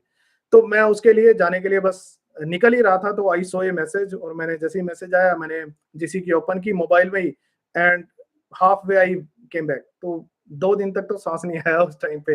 We got refusal, everyone got refusal, सबका रिफ्यूजल आया। अब उस टाइम पे दिमाग खराब हो गया। I was crying, Anjali was crying, और मैं उधर से रिजाइन दे चुका हूँ, तो वो जॉब भी चली गई है, इधर वीजा रिफ्यूज हो चुका है। सो आई कुडंट अंडरस्टैंड कि क्या करना चाहिए। So if someone say that whether I am able to understand the difficulty, pain and all those stuff, so मुझे खुद को 2 दिन तक सांस नहीं आया था, 2 दिन तक समझ नहीं आया था क्या करना है मुझे, कैसे करना है, एंड आई वाज क्राइंग। वो 3 तारीख वाला दिन तो पूरा मैंने किसी से बात ही नहीं की, एंड मैं पहले रो रहा था, फिर बैठा था चुपचाप, और मतलब मैंने कुछ नहीं, सब सब बंद और कुछ नहीं, आई वाज नॉट डूइंग एनीथिंग। तो 3 तारीख ऐसे गया, 4 को गया, फिर 5th को अमरजोत सिंह जी से दोबारा बात की मैंने, कॉल किया सडनली उनको, मैं पूछूं कह रहे हैं क्या यार, समझ ही नहीं आ रहा था। So he suggested me to send reconsideration request to IRCC। Reconsideration request डालने का भी आइडिया जो था, तभी मुझे पता चला था कि ऐसा भी कुछ होता है। उस पर मैंने उसके बाद एक वीडियो भी बनाई थी। सो आई सेंट रिकंसिडरेशन रिक्वेस्ट। मैंने 2 तरह से डाली थी, मैंने ईमेल भी किया। तब तब इसका इतना कल्चर नहीं होता था, that was not really popular. तो मैंने ईमेल किया दिल्ली इमिग्रेशन को। ईमेल करने के बाद उनका रिवर्ट ईमेल साथ ही आया, automatic email, that this information is missing, so it is not going to be considered. तो मैंने लिटरली, ऐसे था कि बस गालियां लिखी नहीं थी, बट गालियां ही लिखी हुई थी अपनी ईमेल के अंदर। In that email I just road कि सब कुछ है, चाहिए क्या है, what is missing in the application. और मैंने वो लिखा, और आई सेंट इट। 4-5 लाइनें ही लिखी थी, जो जो उन्होंने लिख के भेजा था। I was so frustrated, and when I write really kind of straight forward. मैं शुगर कोट नहीं करता हूँ, I write really straight forward, and I have done it for a long time. मैं 10 साल से ऐसा कर रहा हूँ, एक सोशल रिफॉर्मर की तरह बहुत बुरा लिखता हूँ मैं, जब जब भी कुछ गलत होता है तो ऐसा। So I wrote really straightforward, what do you want? Everything is there. I guess you didn't even read my SOP. तो मैंने ऐसा ही लिखा, और ऐसा लिख के 4 लाइनें लिखी मैंने, and I sent an email to IRCC Delhi. And उसके बाद वी रीगेन्ड द पावर, और फिर समझ में आया कि अप्लाई तो करना है। वी डिसाइडेड कि अच्छा अब अकेले अप्लाई करते हैं, फिर उसके बाद अंजलि और की एप्लीकेशन डालेंगे। अंजलि एग्रीड अगेन, क्या ऑप्शन है, अब रिफ्यूजल आ गया तो चलो अकेले अप्लाई कर लो, अपना वीजा तो लो। And I went to some other person, और मैं आई वाज सीकिंग हेल्प कि क्या लिखें, कैसे लिखें, कैसे रिप्लाई करें। तो उस टाइम पे I was drafting and writing the thing. ये 12 तारीख के बाद है। उसके बाद 5 तारीख को हमने दोबारा से प्रोसेस स्टार्ट किया। On 12th of December we were kind of searching कि क्या करना है, कैसे करना है। तो मैंने दोबारा से प्रोसेस स्टार्ट किया कि चलो रीअप्लाई करने का प्रोसेस करते हैं, रिजल्ट जल्दी आ सकता है, क्योंकि रीएप्लीकेशन में तो रिजल्ट जल्दी और भी जल्दी आ जाया करता था। तो मैंने कहा लेट्स रीअप्लाई अलोन, अकेले अप्लाई करते हैं। तो मैं उसके लिए काम कर रहा था। आई रिसीव्ड अनदर ईमेल तो उसमें क्या हुआ, मेरी एप्लीकेशन जो थी रीओपन होके आई गॉट द पॉजिटिव रिजल्ट, मुझे पीपीआर आ गया and I was happy like anything. मतलब बिना री एप्लीकेशन के ही सेम एप्लीकेशन में मुझे पीपीआर आ गया and I was so happy. मतलब लेकिन उसके बाद I was waiting for other replies कि बच्चों का आना है, अंजलि का आना है, उनके रिप्लाई कहाँ है, तो उनका रिप्लाई आया नहीं। So that was a problem. So जब जब उनका रिप्लाई आया नहीं तो I sent another email and जब जब तक मैंने ईमेल डाली, उनके रिप्लाई का वेट किया और सब कुछ ये प्रोसेस चल रहा था, तब तक ट्रैवल की डेट आ गई।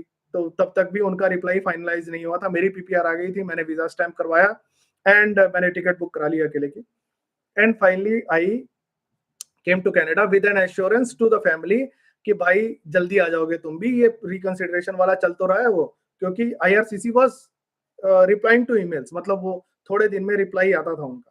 तो आई वाज लाइक कन्वर्सेशन ही तो चल रही है आईआरसीसी के साथ, आ जाएगा, तुम्हारा भी आ जाएगा। सो आई फाइनली ट्रेवल्ड। मैं 31st की नाइट को I landed in Canada. 29th की फ्लाइट थी, वो एक दिन बदल जाता है, कुछ ऐसा कुछ था। तो फाइनली ऑन 30th और 31st I landed in Canada और पूरी ठंड थी बढ़िया मॉन्ट्रियल में। आई केम इन द जैकेट, मैंने इंडिया वाली ही जैकेट डाली हुई थी वुडलैंड की। और बस एक ये छोटी सी चीज, मैंने अभी भी इंडिया की वुडलैंड की जैकेट ही डालता हूँ कनाडा में। मुझे कभी जरूरत नहीं लगी है कि मुझे कनाडा से जैकेट लेके डालने की जरूरत है। आई बॉट ए जैकेट, लेकिन कभी जरूरत नहीं लगी कि उसको डालना है मुझे। इंडिया की वुडलैंड की जैकेट मेरे लिए तो इनफ है, आई डोंट नो अबाउट अदर्स। तो तब भी इंडिया की जैकेट ही डाली हुई थी and I was mentally ready, क्योंकि मैं इतनी वीडियोस देख चुका था कनाडा के बारे में, कैनेडियन इमिग्रेशन एंड कनाडा के बारे में पर्टिकुलरली।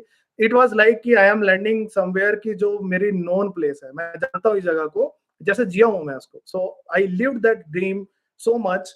और मुझे पता था कि मैं कहाँ आ रहा हूँ, बर्फ होगी, ठंड होगी, फलाना होगा, ढिमका होगा। I could feel it. मतलब मुझे ऐसा नहीं लगा कि I am landing in a new place. तो फाइनली आई लैंडेड देयर। और लैंड करने के बाद मेरा ही एक स्टूडेंट था जो इंस्टाग्राम पे मुझे मिल गया था, वो मॉन्ट्रियल में ही था, ही पिक्ड मी। और जस्सी बुलाते हैं उसको। सो जस्सी पिक्ड मी और अपनी जगह पे अपने साथ वो रहने के लिए ले गया। सडनली उसके बाद इंटरनली बहुत चीजें बताने वाली नहीं है। सडनली जहां पे मुझे रहना था, तो we finally move to a place और उसके बाद मेरा कोर्स वर्क स्टार्ट हो गया एंड अंजलि और का वीजा तब तक नहीं आया था। एंड फाइनली उसके बाद जो कन्वर्सेशन चल रही थी, उन्होंने they asked for the passports of the family. Passport की स्कैन हमने शेयर की, सारी डिटेल सब कुछ शेयर किया उनको। वो शेयर करने के बाद उनके रिप्लाईज आने बंद हो गए। फिर मैंने मेल डाले एंड फाइनली बहुत टाइम के बाद दे रिप्लाइड बैक कि दिस एप्लीकेशन इज शट, खत्म हो चुकी है, बस अब अपना रीअप्लाई करना है तो कर लो। एंड ये अगस्त में तब हुआ था जब मैं इंडिया वापस जा चुका था। तो बीच में क्या हुआ कि in January we were applying, we were replying to emails, email आ रहे थे, वो कुछ मांग रहे थे, हम दे रहे थे। उसके बाद सडनली ईमेल्स का रिप्लाई आना बंद हो गया। तब हुआ था कोविड। तो मार्च, ये सब ईमेल खेलते खेलते मार्च आ गया। हमने रीअप्लाई भी नहीं किया।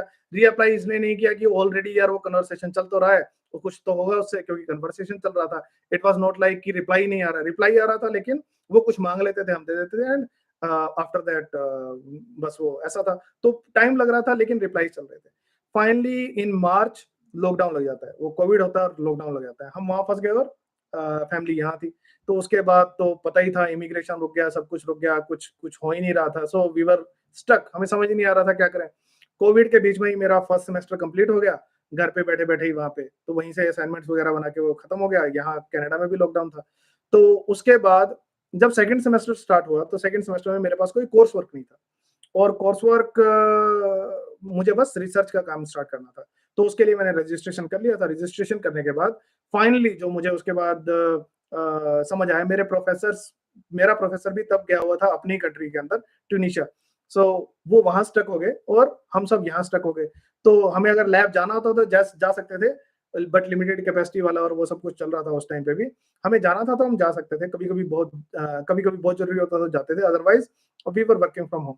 उसके बाद finally I took permission from my professor की पता नहीं भाई कोई बचेगा या नहीं बचेगा, और हम जिंदा रहेंगे नहीं रहेंगे हमें नहीं पता है। मुझे अपनी फैमिली के पास जाना है, फैमिली इज हाईली वरीड। उस टाइम पे पता नहीं था कि कोविड में होने क्या वाला है। तो ये कोविड के बिगनिंग की बात है। सो फाइनली जून के अंदर जब फ्लाइट चलनी स्टार्ट हुई, वंदे भारत मिशन जो था उसमें फ्लाइट चली थी जिसमें इवैक्यूएट किए गए लोग। तो मैंने भी उसमें रिक्वेस्ट किया और मैंने इंडियन एम्बेसी को लिखा, हाई कमीशन को लिखा कनाडा में। दे एग्रीड कि उन्होंने बोला कि आप टोरंटो जाके, टोरंटो से आपकी फ्लाइट है, फलाना डेज दिन की फ्लाइट है, ये फ्लाइट है और आपको ये पकड़नी है। So I finally in June 2020 I caught the flight और फ्लाइट लेके आई लैंडेड इन इंडिया। उसके बाद भी 14 दिन का क्वारंटाइन था, 7 डेज आपको होटल में रहना था और 7 डेज आप घर पे क्वारंटाइन करना था। सो 7 डेज का मैंने क्वारंटाइन लिया, क्वारंटाइन लेके and final I came to home. तो कोविड के बीच में, उस सिचुएशन के बीच में मैं इंडिया वापस पहुंचा हूँ। और जब जून में ये सब मैं कर रहा हूँ, तो वहां पे होटल में करने के लिए तो कुछ होता ही नहीं था, नथिंग। मेरे पास लैपटॉप था, मोबाइल था, घर भी कितनी देर बात करें, बट वही था। बाकी खाना वाना उन्होंने बनाना है, होटल में करना क्या था। तब करण की एप्लीकेशन सबमिट करनी थी। अब करण की एप्लीकेशन, करण जैसे धीरज मेरा फ्रेंड है, करण और तमन्ना वो भी मेरे ही बैचमेट्स हैं बीटेक से। तो बीटेक हमने साथ में की थी। सो 2011 पास आउट है करण, तमन्ना, मैं, धीरज, अंजलि, हम सब एक ही बैच से। तो करण की फाइल लग रही थी। करण ने बोला कि करण से पहले भी गगन चाहता था कि गगन को इमिग्रेट करना है कनाडा में, और तब मुझे कोई ऐसी खास नॉलेज नहीं थी मेरी, बस शायद ऐसे ही कोई कन्वर्सेशन हो गई थी।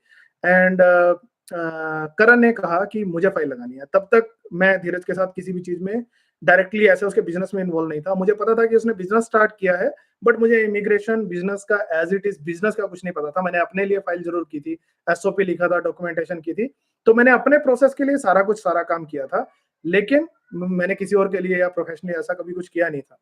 तो धीरज ने बोला कि इसका एसओपी रेडी कर दे, इसकी फाइल लगानी है। तो मैंने कहा ठीक है भाई, कर देते हैं। हम बैठे भी वो होटल में बैठे हैं और कुछ करने के और तो कुछ है ही नहीं अपने पास।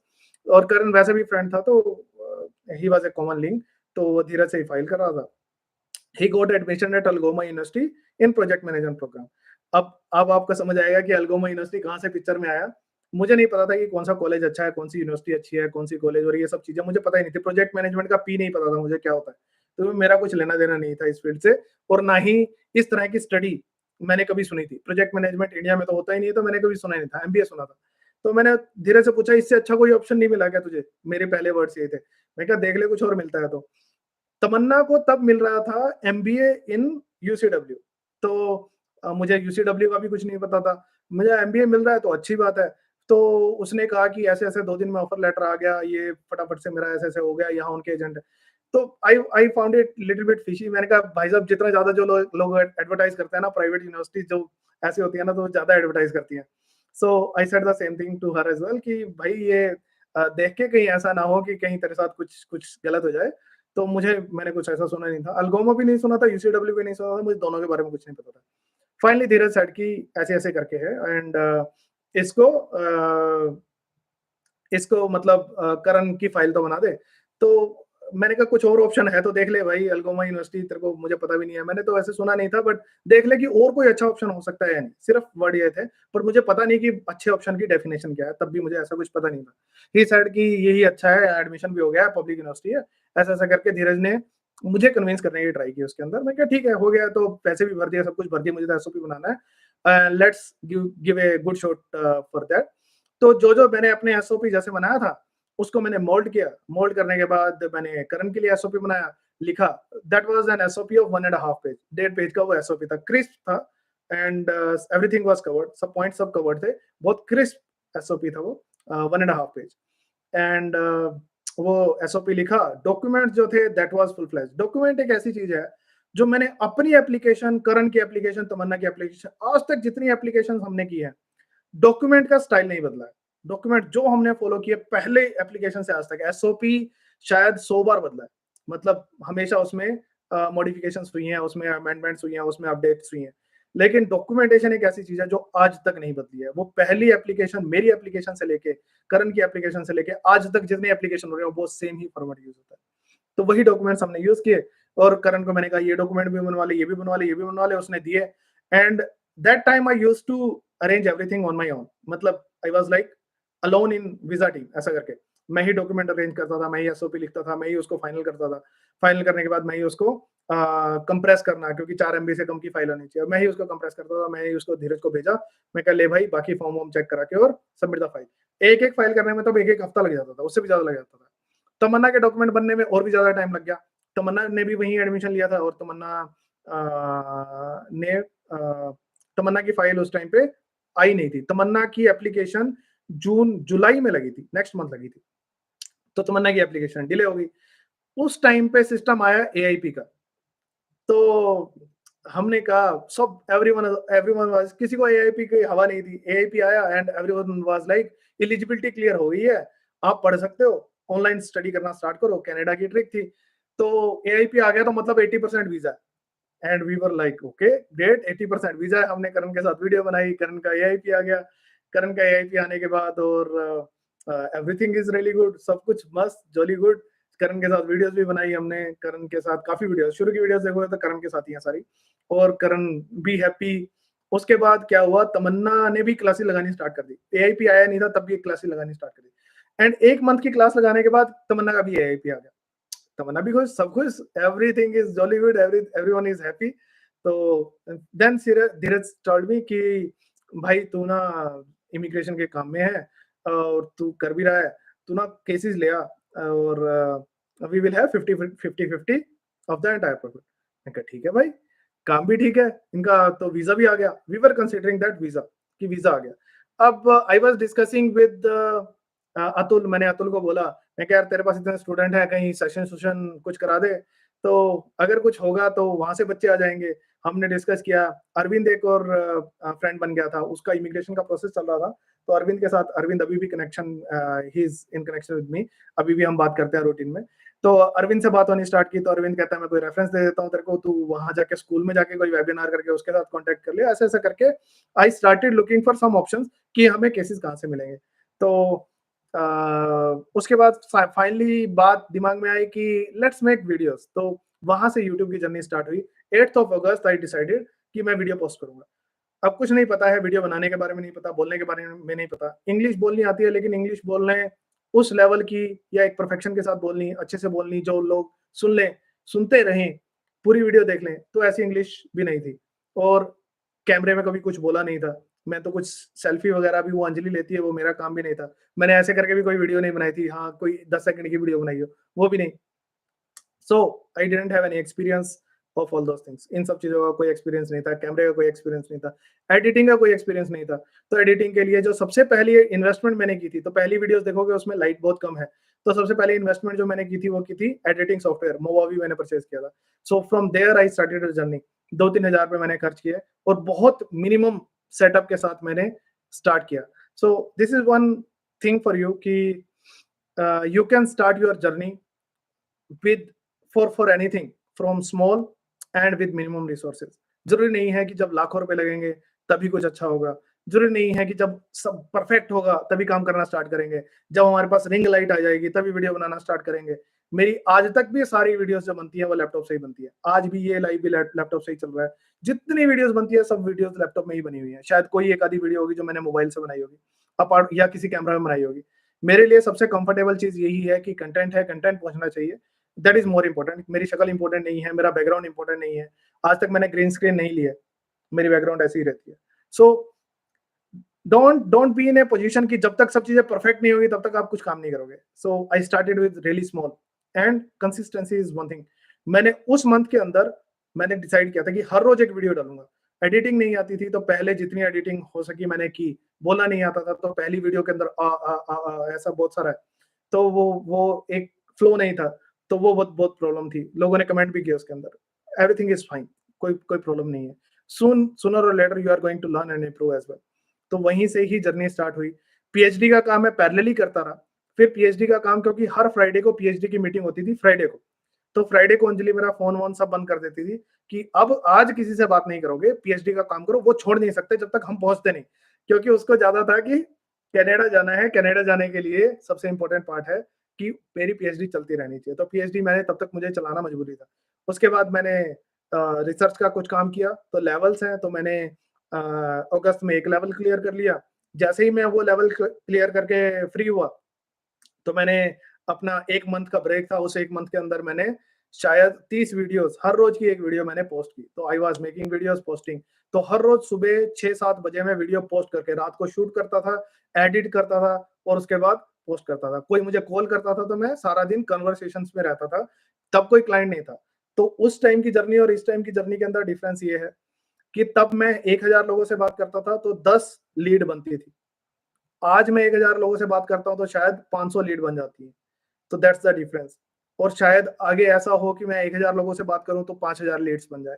So this can be the part of journey. अलग-अलग लेवल पे, अलग-अलग टाइम पे ये जर्नी हो सकती है। तो पहले की जर्नी के अंदर तो व्हेन पीपल से कि सारा दिन बात क्यों करते हो? मेरी खुद की फैमिली मुझे मतलब दे वर फ्रस्ट्रेटेड फ्रॉम मी कि तू कर क्या रहा है? ऐसे वाला सीन था। So in beginning you may face the same kind of thing. तो अगर आप कुछ स्टार्ट कर रहे हो तो ऐसी सिचुएशन हो सकती है कि आपकी फैमिली आपको गालियाँ देने लगे। And I used to sleep at 7 o'clock in morning और उसके बाद 2-3 बजे मैं उठता था।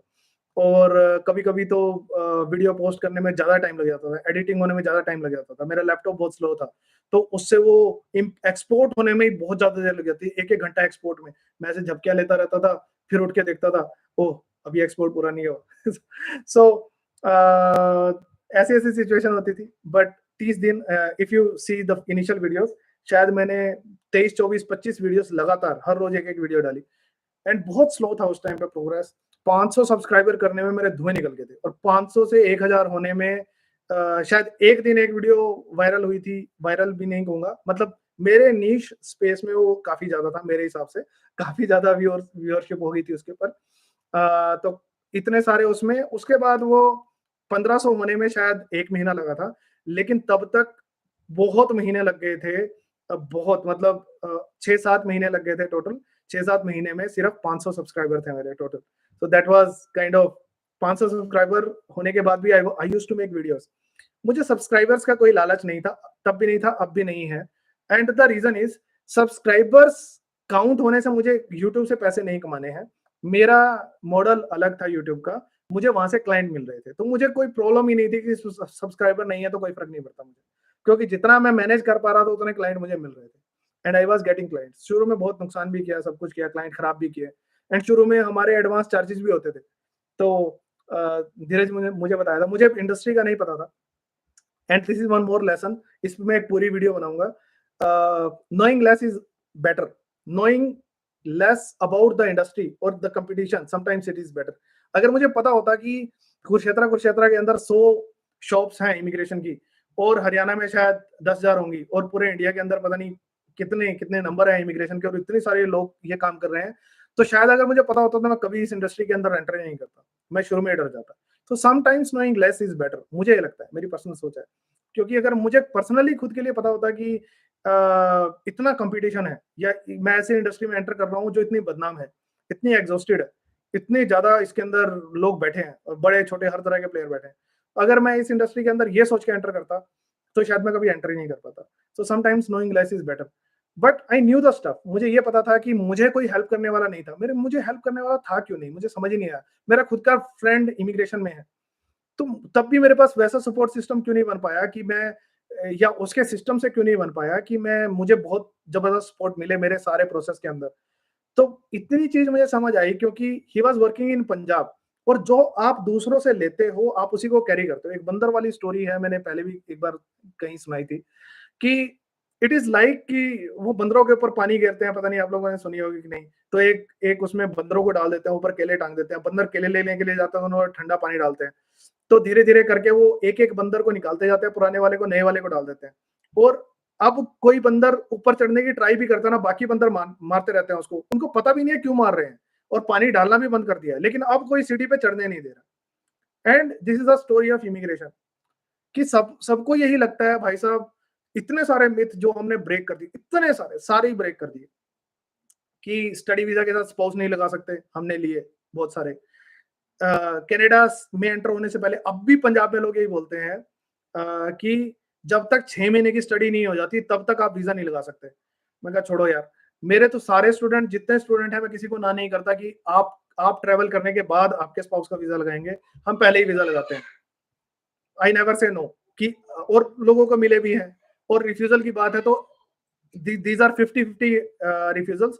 जिन्होंने कनाडा ट्रेवल करने से पहले वीजा लगाया उतने उतने ही रिफ्यूजल तब हैं, उतने रिफ्यूजल बाद में भी हैं जिन्होंने यहाँ आने के बाद लगाया। तो मैंने इस चीज को भी कभी सीरियसली नहीं लिया कि कनाडा से पहले वाले रिफ्यूजल, जिन्होंने कनाडा से पहले आने से पहले अपना स्पाउस वीजा अप्लाई कर लिया, स्टूडेंट के स्टडी स्टार्ट होने से पहले अप्लाई कर लिया, तो वो रिफ्यूजल भी तो आया। तो दूसरे भी तो हैं जिनका कनाडा आने के बाद रिफ्यूजल आया। तो वो वाले इतने केसेस है मेरे पास, हाफ केसेस ऐसे हैं जिसमें मैंने स्टूडेंट के स्टडी स्टार्ट करने से पहले ही वीजा लगाया है, स्पाउस वीजा, और लोगों का वीजा भी आया है। So there are so many myths. हमारी एक्सप्रेस एंट्री की प्रोफाइल है, पीआर नहीं आएगी। मेरी खुद की प्रोफाइल थी, मेरी अंजलि की भी प्रोफाइल थी, उनका हमारा मेरा भी वीजा आया, उसका भी आया। तो ये वाला देन किसी एक पर्टिकुलर स्टडी के बाद तुम वीजा नहीं ले सकते। आपने मास्टर्स कर रखी है, हमने डबल मास्टर्स पीएचडी वालों के भी वीजा लिए। एक एज के बाद वीजा नहीं आ सकता, हमने कोई एज नहीं छोड़ी, 51 वालों का भी वीजा लिया। तो कितने सारे मिथ इस इंडस्ट्री के अंदर सारे ब्रेक किए। So sometimes knowing less is better. आप जितना ज्यादा जो लोग मतलब हारे हुए लोग हैं उनसे जितना ज्यादा ज्ञान लोगे, तो आप शायद अपना कुछ सोच ही नहीं पाओगे, और आप कुछ अपना नया कुछ बना ही नहीं पाओगे, नॉर्म्स नहीं बना पाओगे। तो मेरे तो केसेस एवरेज एज शायद 33-35 के आसपास होगी मेरे स्टूडेंट्स की। एक नया ही कस्टमर बेस हमने जनरेट किया, जो कभी स्टडी वीजा के लिए सोचते ही नहीं थे, अप्लाई नहीं करते थे। We have generated a new customer base. हमने किसी और का कस्टमर बेस टच ही नहीं किया। और मुझे इतना पता है कि मेरा जो कस्टमर बेस है, no one can touch it. वो भी मुझे पता है कि मोस्ट ऑफ द क्लाइंट्स जो मेरे हैं वो टूट के कहीं जाने नहीं वाले हैं, because people are unable to handle those kind of cases.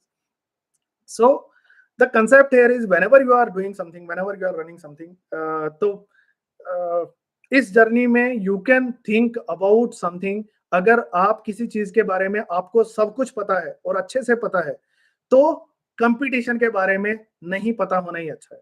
तो मुझे इमिग्रेशन के बारे में बहुत कुछ समझ आ गया था, बहुत कुछ पता चल गया था अपने एक ही केस से इतना पता चल गया था।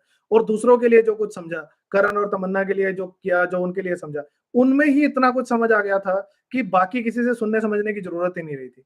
So the my source of information was clear कि मुझे क्या लेना है, कहाँ से लेना है। That was not through someone who is already kind of जो हारे हुए लोग हैं, हारी हुई इंडस्ट्री है, या हारे हुए तरह से काम कर रहे हैं, who are already losers in the market. तो उनसे सीखने की जरूरत नहीं है।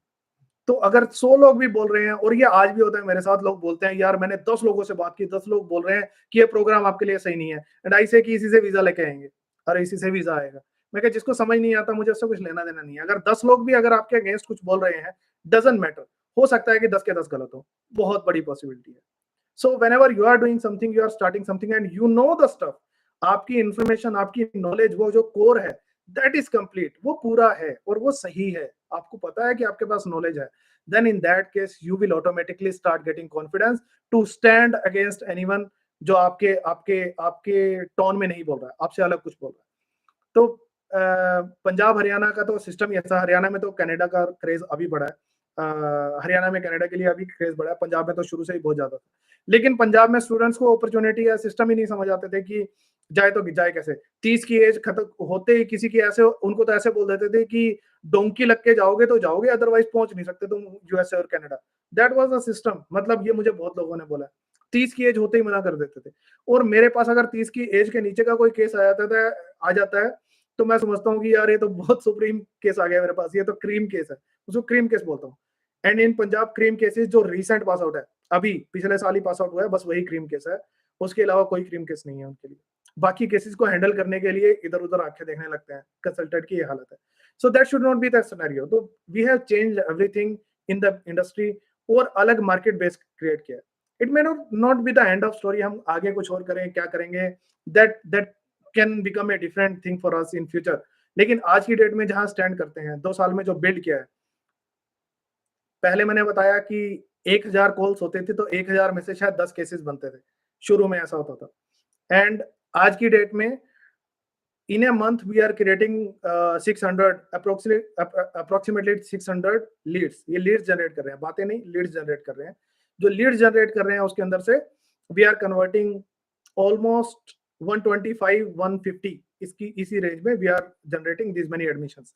So conversion rate can be improved, surely can be improved, but it is still fine, we are far better। मतलब कहाँ से शुरू हुए थे, एक से स्टार्ट किया था, तो मैजिकल नंबर 1 वहां से स्टार्ट किया, and today we are doing more than 100 admissions each month. हर महीने में 100 से ज्यादा एडमिशन कर रहे हैं।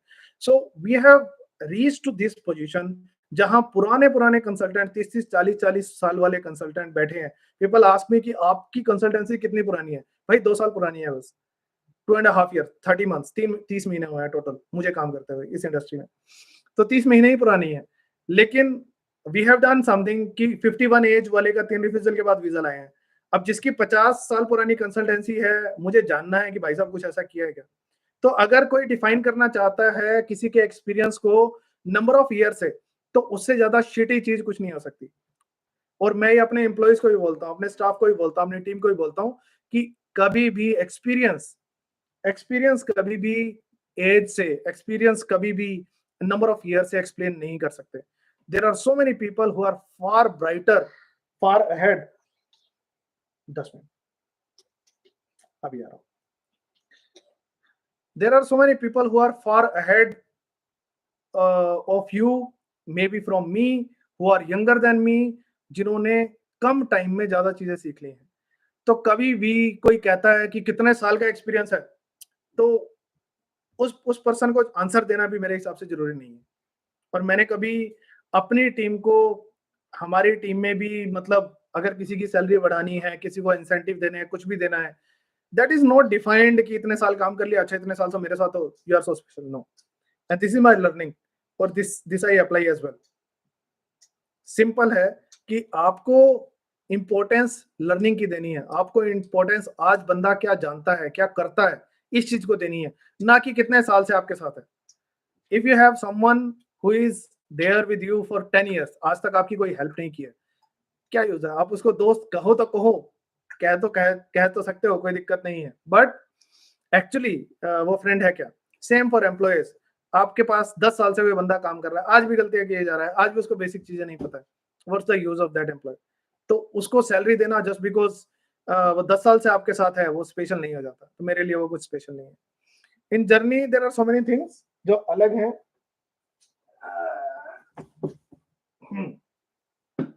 यहाँ बैठेगा, चुप रहना, ठीक है, बोलना नहीं है, ओके? हाँ, चलिए। सो इन जर्नी कुछ छूट गया क्या इसके अंदर, पता नहीं, I might have miss something. अगर कुछ है तो you can ask here so that I can answer that in the entire journey. तो करण और से स्टार्ट किया हमने एंड फाइनली हाँ, पीएचडी मैंने कैसे छोड़ी या क्या क्या रहा पीएचडी का। तो पीएचडी का क्या हुआ कि finally I carried it till दिसंबर में मैंने फाइनली कैंडिडेटशिप ले ली थी। उसके बाद एग्जाम हुआ था, उसके बाद एक और सेमेस्टर आई कंप्लीटेड, मैंने एक और सेमेस्टर भी कंप्लीट किया। तो 2021 अप्रैल तक मैंने उसको कैरी किया। उसके बाद मैंने काम करना बंद कर दिया क्योंकि टाइम ही नहीं होता था। जो फ्राइडे भी जो मैं कर पा रहा था, वो फ्राइडे भी बंद हो गए। स्लोली आई कुड अंडरस्टैंड कि ये बिजनेस है जिसके अंदर मुझे टाइम ही नहीं मिल रहा है, इतने कॉल्स हैं और इतना काम है और ये सब चीजें हैं। दीदी बस चले जाओ। अगर इस बिजनेस में मुझे टाइम नहीं मिल रहा है और बिजनेस में अगर इतनी अपॉर्चुनिटी मिल ही रही है और मुझे खुद से ही फील हो गया ना, तो I was doing something full time. उस फुल टाइम में से निकल के I could shift to something else, मैं इसमें शिफ्ट हो पाया। तो मेरे पास एक फुल टाइम अपॉर्चुनिटी थी जो मेरे पास ऑलरेडी थी, वो चल रही थी और वहां से स्कॉलरशिप भी आ रही थी। और वो फुल टाइम के साथ मैंने पार्ट टाइम कुछ करना स्टार्ट किया। पार्ट टाइम इतना बड़ा हो गया कि वो फुल टाइम से ज्यादा बन गया मेरे लिए। और उसके बाद मैं इस फुल टाइम को छोड़ पाया। Same is the process for you as well. whenever you want to leave something, अगर आप कुछ बड़ा करने की सोच रहे हो तो सडनली ऐसा मत करो कि फुल टाइम जॉब चल रही है उसको छोड़ा, आज से मैं म्यूजिक बजाऊंगा, आज से मैं पेंटिंग करूंगा, एंड वो जॉब तो गई गई, वो पेंटिंग भी नहीं चली एंड एवरीथिंग इज गॉन। आपका माइंड खुद ही डिसाइड कर देगा आपके लिए कि भाई नहीं हो पा रहे दोनों काम, this is enough for me. मैं इमिग्रेशन का काम कर रहा हूँ, दैट इज इनफ। मुझे बहुत क्लाइंट्स मिल रहे हैं, मेरा काम चल रहा है, मेरे पास टाइम ही नहीं है किसी और चीज को हैंडल करने के लिए, मेरे पास वो फ्राइडे भी नहीं है वो मीटिंग करने के लिए। I can't do it. मैं ये पीएचडी नहीं चला सकता, मैं दोनों चीजें नहीं कर सकता, आई एम लिविंग। आपके माइंड ने ये डिसाइड कर दिया। मेरे साथ ऐसा नहीं हुआ कि suddenly one day I woke up and said आज से पीएचडी नहीं करूंगा, आज से मैं ड्रॉप कर रहा हूँ और मैं आज से ही बिजनेस करूंगा। It was not like that. It was a transition जिसके अंदर दोनों चीजें साथ में चल रही थी, दोनों चीजों को टाइम दिया जा रहा था। And after a certain period मुझे समझ आ गया भाई it is not for me, and I stop replying to any emails और समथिंग। उसके बाद मुझे डर भी लग रहा था क्योंकि उसी पीएचडी के बेस पे ही अंजलि का वीज़ा लगना था। फाइनली और उसमें भी बहुत टाइम लग गया। मेरे क्लाइंट्स का जिनका मैंने वीज़ा अप्लाई किया, अंजलि का फाइनली मैंने जो वीज़ा अप्लाई किया 22 ऑफ फ़ेब 2021 में अप्लाई किया था और अंजलि का फाइनल रिज़ल्ट जो आया दैट वाज़ इन मई। अप्रैल और मई के अंदर रिज़ल्ट आया इस लास्ट ईयर 2022 में। तो इतना लंबा 1 साल से ज़्यादा 14 महीने लग गए अंजलि का रिज़ल्ट आने में और रिज़ल्ट आया तो फिर मेडिकल की रिक्वेस्ट आई, फिर मेडिकल सबमिट किया, फिर मेडिकल को अपडेट होने में 1 डेढ़ महीना लग गया। और जिन स्टूडेंट्स का मैंने अप्लाई किया था स्पाउस वीजा अपने बाद, सबसे पहला स्पाउस वीजा एप्लीकेशन मैंने अंजलि की है अपनी वाइफ की, और जिनकी मैंने बाद में की उन सबका रिजल्ट अंजलि से भी पहले आ गया। एंड वो मुझे गालियां देती थी हर वीजा आने पे और मेरी बहुत लड़ाई होती थी। मैंने कहा तू मुझे मेरे बिजनेस को मेरे काम को गालियां मत दिया कर, मुझे बिल्कुल पसंद नहीं है ये चीज कि तू ये बोलती है। मतलब वो किसी का वीजा आता था एंड शी वाज लाइक मेरा नहीं आया, इनका वीजा कैसे आ गया। एंड आई वाज लाइक मैं बिजनेस के अगेंस्ट, काम के अगेंस्ट कुछ नहीं सुन सकता, लड़ाई कितनी भी हो जाए, किसी के साथ भी हो जाए। मैं किसी से, मैंने कभी ये चीज नहीं सुनी कि बिजनेस के अगेंस्ट, मेरे काम के अगेंस्ट मैं बिल्कुल टॉलरेट नहीं करता कि कोई कुछ भी कहे। और अंजलि के साथ भी ऐसा था, जिस दिन किसी का वीजा आता था वो वहीं बैठी होती थी और सुन लेती थी कि इसका इसका वीजा आ गया, उसका वीजा आ गया, स्पाउस वीजा आ गया किसी का। और स्पाउस वीजा का स्पेशली वो बहुत बहुत बोलती थी। एंड मुझे वो बिल्कुल पसंद नहीं था। फिर फाइनली मैंने उसको समझाया कि भाई ये मुझे बिल्कुल पसंद नहीं है कि कोई बिजनेस के अगेंस्ट, मेरे वीजा के अगेंस्ट कुछ बोले। मेरा काम है और काम में मुझे मतलब एप्रिसिएशन ही सामने दिखनी चाहिए। मुझे नेगेटिव चीज I don't want to listen anything visa लाने के बाद, स्पेशली किसी का। और फाइनली अंजलि का वीजा आया एंड देन वी डिसाइडेड कि उस टाइम पे फिर धीरज की wife Jyoti she was pregnant, so we decided कि हम 2-3 महीने बाद ट्रैवल करेंगे। Immediately after that we are not going to travel, ताकि ज्योति वापस ज्वाइन कर ले और फिर हम ट्रैवल करें। तो हमने फाइनली अगस्त का अपना ट्रैवल प्लान किया और तब तक ज्योति ने वापस ज्वाइन कर लिया था। इसमें भी अभी बहुत सारी चीजें हैं बताने वाली, छूट गई है already. It is a long live session. कुछ पढ़ देता हूँ अगर कुछ ऐसा है जो मुझे टच करना रह गया है। और पीएचडी ऐसे ही धीरे धीरे करके पीएचडी छूट गई है मेरी, क्योंकि टाइम नहीं था। So that was the journey how I left my PhD. कोई ऐसा नहीं था कि I wanted to become a drop out, लेकिन ये मेरी चौथी पीएचडी है जो मैंने छोड़ी है। तो समहाउ मेरे ऊपर एक काला धब्बा लगा हुआ है इस चीज का। मेरे पापा हमेशा बोलते हैं कि पीएचडी, मुझे तो डिग्री चाहिए थी, मतलब उनको अभी पीएचडी से बड़ा वो है कि तुझे पीएचडी पूरी करनी चाहिए। सो मेरा पता नहीं कभी कुछ अपॉर्चुनिटी मिलेगी या किसी तरह से शायद मैं पीएचडी ले पाऊँ, बट मुझे ऐसा कुछ कुछ मलाल नहीं है, कुछ ऐसा नहीं है कि मैं पीएचडी पूरी नहीं कर पाया। ज़रूरत थी उसकी, उस ज़रूरत के लिए किया था मैंने, उसको कभी जिद नहीं बनाया कि मुझे जिद से करनी है, कि करनी ही है, डॉक्टर लगना चाहिए अपने नाम से पहले। पापा को ज़रूर लगता है कि कर लेता तो अच्छा रहता, बट मुझे कभी ऐसा पर्सनली फील नहीं हुआ कि आई एम मिसिंग समथिंग, कि मेरे उसमें से कुछ रह गया।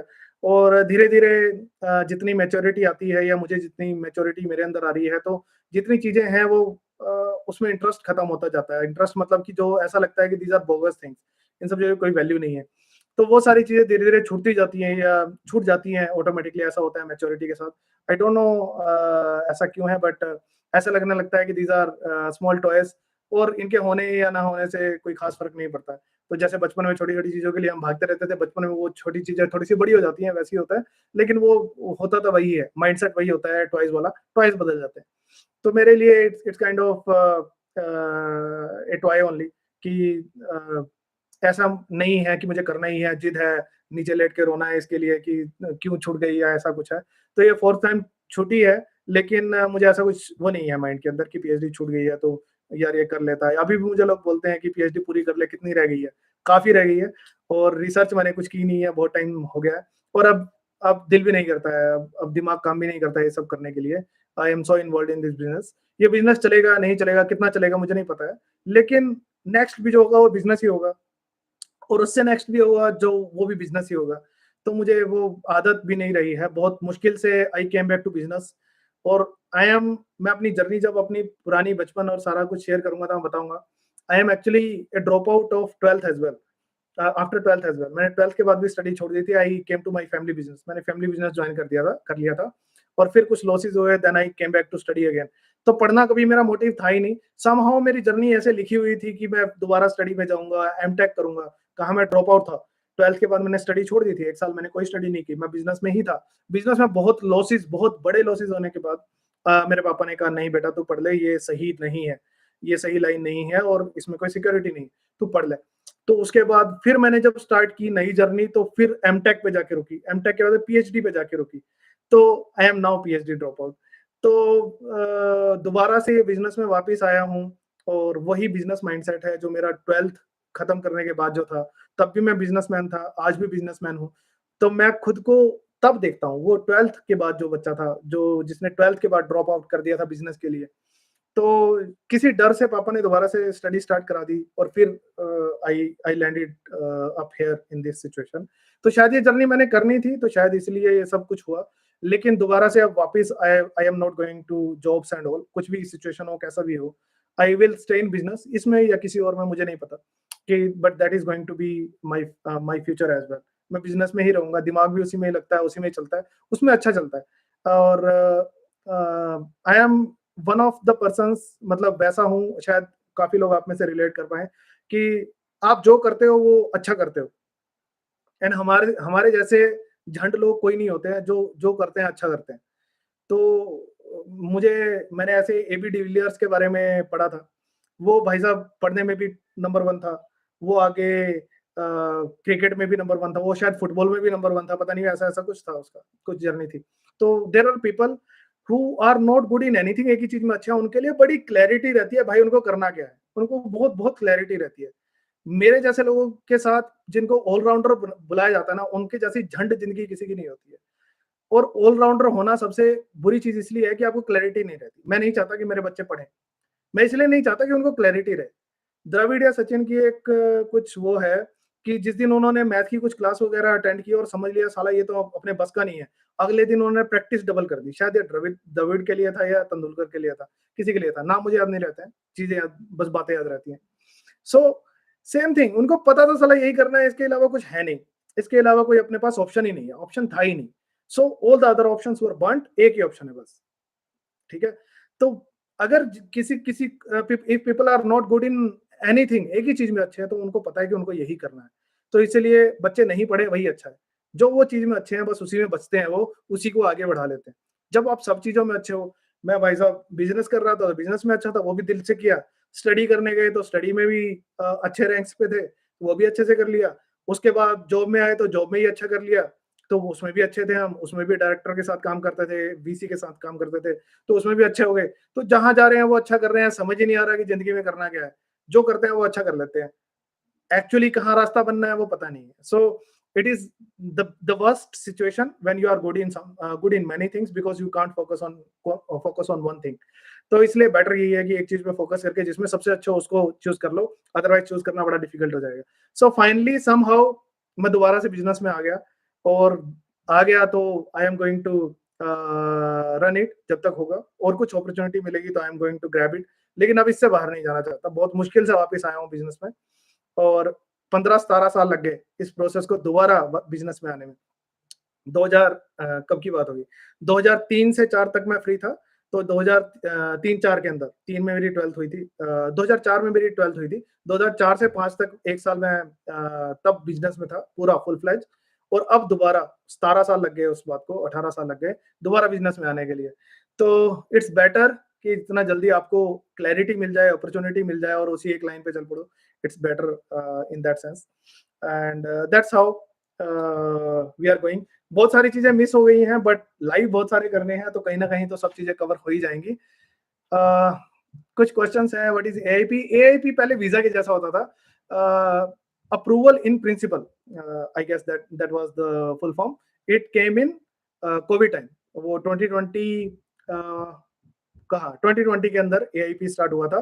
फिर फाइनल वीजा आता था। करण और तमन्ना का फाइनल वीजा आया था फेब में और मार्च में, तो उनका 6 महीने बाद वीजा आया था। और तब तक हमें ये चीज समझ आ चुकी थी भाई साहब रिफ्यूज भी हो सकता है, और तब तक वो क्लासेस लगा चुके थे अपनी। तो we were really in trouble that time, क्योंकि जिसको माना कि वीजा आ चुका है वो वीजा नहीं था। और उसके बाद एआईपी आने के बाद भी लोगों के भर भर के रिफ्यूजल आए। करण और तमन्ना का वीजा आ गया था, वी वर लकी। और एआईपी हमारे मोस्टली एआईपी कन्वर्ट हो गए थे, कोई शायद 2-3 रहे होंगे जिसका फाइनल वीजा नहीं आया और फिर रीअप्लाई करना पड़ा। बट मोस्टली जिनके एआईपीज आए थे उनके वीजा भी आ गए थे। That was a good thing that time.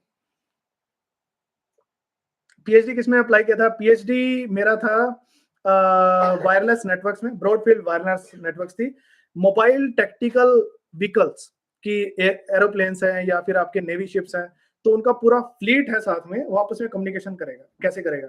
So that was my PhD. तो उसी के अंदर ही मेरा प्रपोजल लिखा हुआ है। किसी को आगे काम करना तो मैं प्रपोजल भेज दूंगा, आप पीएचडी कंप्लीट कर लो उस प्रपोजल के साथ। प्रपोजल मेरा कंप्लीट था और वो एक्सेप्टेड भी है, मेरे पास कैंडिडेटशिप भी है, तो I can send you the proposal अगर किसी को इस फील्ड में काम करना है तो।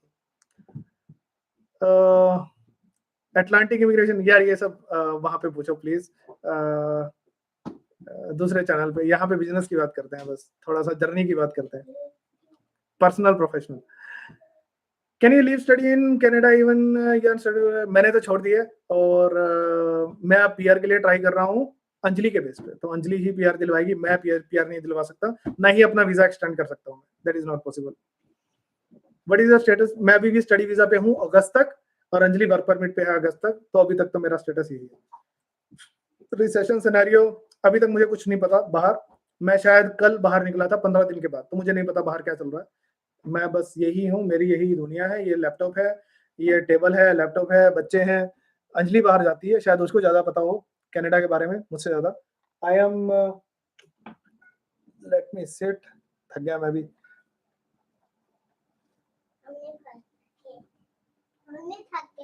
आप नहीं थके?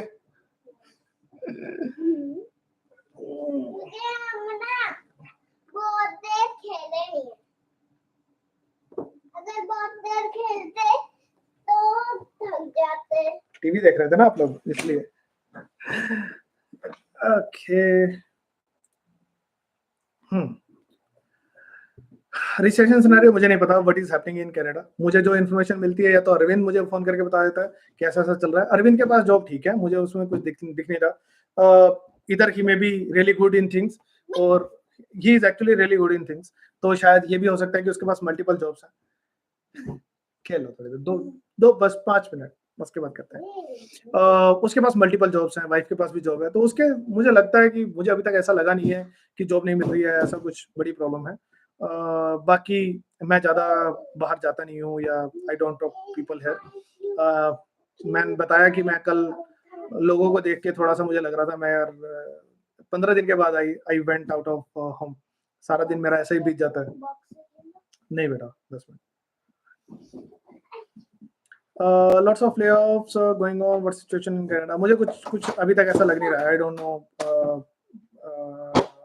कि मे बी अभी तक मुझे ऐसा कुछ पर्सनल सिनेरियोज में ऐसा मिला नहीं कि हाँ बहुत बुरी सिचुएशन है, ऐसा कुछ है। थोड़ा बहुत लग रहा है कि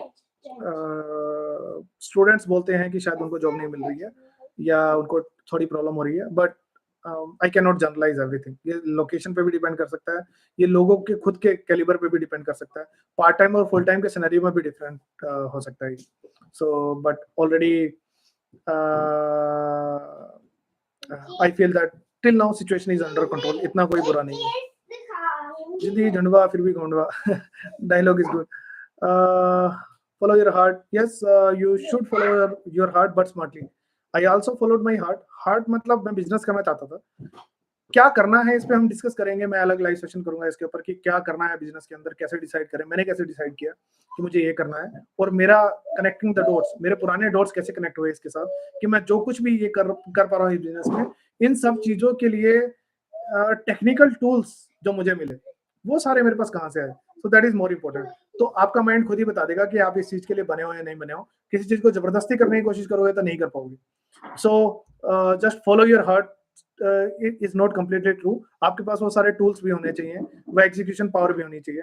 अगर मुझे बैठ के सारा दिन 8-9 घंटे बैठ के अगर किसी एक चीज के ऊपर काम करना है, और आप फिजिकली बैठ के वो कर ही नहीं सकते हो, आपके पास वो कैलिबर नहीं है, तो इसका मतलब आपके पास एक रिसोर्स कम है, वो रिसोर्स आप खुद हो। तो अगर आप खुद ही रेडी नहीं हो, आप अपना हार्ट फॉलो करके कुछ भी काम करने लग जाओ, और काम करने के बाद कोई सक्सेस नहीं मिलेगी, दैट इज आल्सो गारंटेड। तो this is also important, you should be ready mentally, physically, और आपके पास सारी तरह के टूल्स होने चाहिए उस काम को एग्जीक्यूट करने के लिए। सिर्फ प्लान करके हार्ट से सिर्फ what you call it, follow your heart से सिर्फ आपको आवाज आएगी स्टार्ट करने की, स्टार्ट कर लोगे। एग्जीक्यूट करना इज मोर इम्पोर्टेंट। एग्जीक्यूट करने के लिए टूल्स लगते हैं, एनर्जी लगती है, टाइम लगता है, और सीटिंग लगती है, सब चीजें लगती हैं, और वो एग्जीक्यूशन नहीं हुआ तो फिर क्या फल। मतलब आइडियाज के बारे में तो हमेशा सब बोलते ही है ना कि कहाँ कौन से मैंने एक सेशन में सुना था, किसके सेशन में, most number of ideas are buried in graves, ऐसा करके कुछ।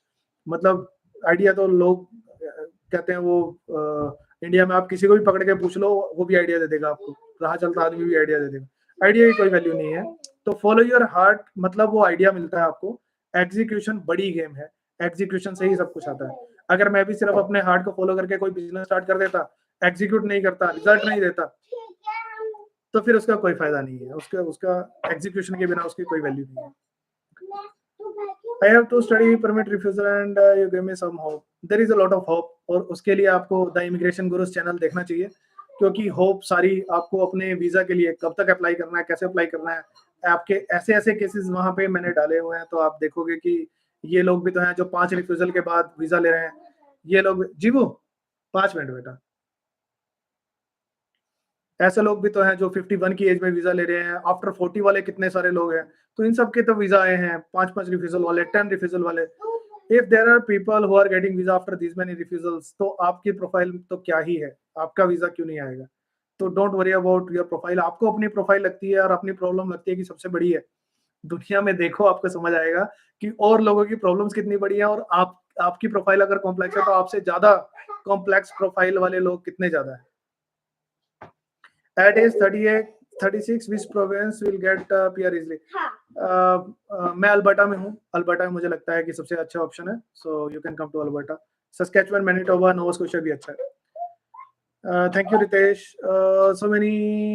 So you mean your PhD was in ad hoc networks? Yes, my PhD was in ad hoc networks, ad hoc wireless networks.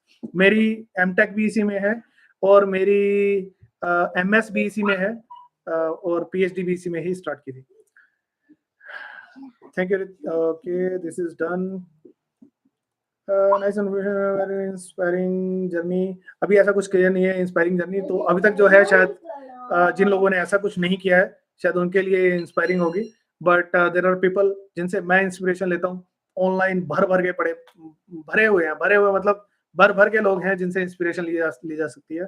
So you can just follow all of them. मैं अपनी journey share कर रहा हूँ उन ideas के साथ जो मैंने सीखा है, या जो मेरी लर्निंग्स है, उन लर्निंग्स को मैंने कहाँ अप्लाई किया, या मैंने क्या सीख लिया ऐसा कि मेरी लर्निंग की स्टोरी क्या है, लर्निंग के साथ मेरी स्टोरी क्या है। लर्निंग वही है, मेरी लर्निंग के साथ स्टोरी क्या है। तो मैं अपनी स्टोरी शेयर कर रहा हूँ बस यहाँ पे। Okay, this is the risk taker always get success. हाँ, सिर्फ रिस्क से काम नहीं चलता, वही चीज मैंने बताई। सिर्फ रिस्क मत लो, अंधा रिस्क मत लो, कैलकुलेटेड रिस्क होना चाहिए। और जब मुझे लगा कि एक्चुअली मेरे डिसीजन जो है वो ऑटोमेटिक होता है। ऑटोमेटिक मतलब मेरा माइंड खुद ही बोल देता है कि वी आर डन। ऐसे ही एम्प्लॉय रखने का डिसीजन कैसे होता है, जब काम सिर के ऊपर हो चुका है और भाई साहब हैंडल नहीं हो रहा है, अब बंदा चाहिए, अब एक बंदा और रखना है। जब समझ आ गया कि इतने क्लाइंट मिल रहे हैं कि अब भाई साहब पीएचडी का काम करने का टाइम ही नहीं है, तो मतलब ये काम मिल रहा है ना, तो मिल रहा है तो पीएचडी छोड़ सकते हैं। तो वो डिसीजन भी ऑटोमेटिक था, धीरे धीरे अपने आप ही हो गया। मैंने कोई डिसाइड नहीं किया एक दिन उठा से पीएचडी नहीं करूंगा। फैमिली ने भी साइलेंटली इसको समझ लिया, तो पीएचडी नहीं करेगा क्या। मैं कहा हाँ, थोड़ा टाइम तक मैंने भी बोला देख रहा हूँ। तब तक मुझे भी समझ नहीं आ रहा था कि मैं करूंगा नहीं करूंगा, मुझे खुद भी पता नहीं चल रहा था। धीरे धीरे अपने आप ही डिसाइड हो गया कि नहीं करना भाई, नहीं कर सकते। मैंने दूसरे वेज देखने स्टार्ट कर दिए कि अब मैं पीआर कैसे लूंगा, मैं अंजलि का वीजा कैसे लूंगा, और एंटर होके जवाब कैसे दूंगा। तो धीरे धीरे मैंने खुद से ही दूसरी चीजें देखनी स्टार्ट कर दी, और धीरे धीरे अपने आप ही पीएचडी छूट गई। ऐसे ही डिसीजन ऑटोमेटिक हो तो अच्छे होते हैं, वही सबसे अच्छे होते हैं जो कि अपने आप ही डिसाइड हो जाते हैं, आपको डिसीजन लेने की जरूरत नहीं पड़ती। मैंने यूएनबी में एमबीए प्रोजेक्ट मैनेजमेंट अप्लाई किया है। मैंने मैक्यूवन यूनिवर्सिटी में भी प्रोजेक्ट मैनेजमेंट ऑफर आया हुआ है, what I need to choose. अगर एमबीए प्रोजेक्ट मैनेजमेंट होता है तो वो सबसे अच्छी चॉइस है। उसके बाद मैक्यूवन बहुत अच्छी चॉइस है, क्योंकि अल्बर्टा में हूँ। मुझे पहले लगता था कि अल्बर्टा में पता नहीं कितनी ठंड पड़ती होगी। मैं एडमिंटन में रह लिया हूँ, एक ठंड देख लिया मैंने, there is no problem at all. And रहने के लिए कम कॉस्ट वाली जगह है, बहुत अच्छी जगह है, तो मुझे एडमिंटन बहुत पसंद आया, और मैं यहाँ हमेशा भी रह सकता हूँ। I am looking to buy a home in Edmonton. पहले मैं सोच रहा था कैलगरी जाने के लिए, कैलगरी से भी अच्छा लगा मुझे Edmonton.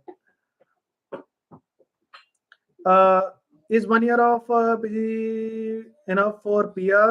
It can be enough, आप आने के बाद अगर इनफ नहीं होगा तो we can take second program as well, अगर जरूरत नहीं हुई तो we can complete it one year as well.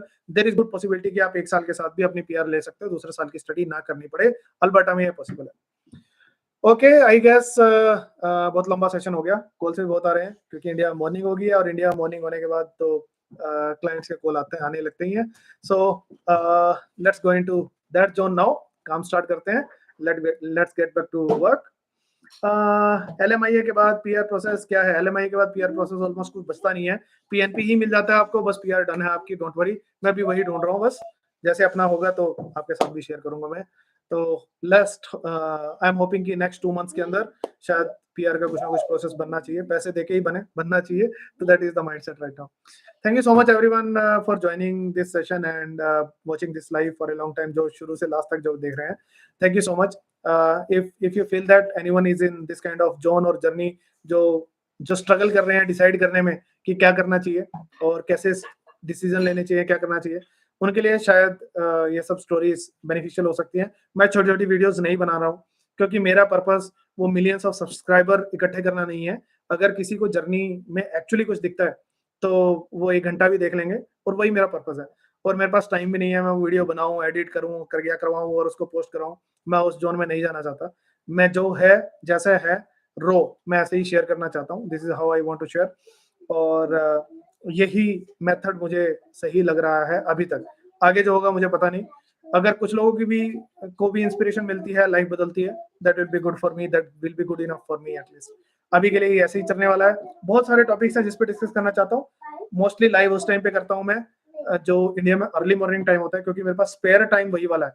India में 9 o'clock के बाद तो मेरे पास कॉल वगैरह और बिजनेस सब स्टार्ट हो जाता है, तो उस टाइम पे ये सब कुछ नहीं किया जा सकता। आज इसलिए करना था, इस टाइम पे इसलिए किया क्योंकि आज ये वाला जर्नी जो शेयर करनी थी मुझे, इससे क्योंकि लोग कनेक्टेड है and you can relate to this as well, so इसीलिए इस टाइम पे ये किया। अदरवाइज जनरली अर्ली मॉर्निंग ही होने वाले अगर कोई लाइव होंगे तो।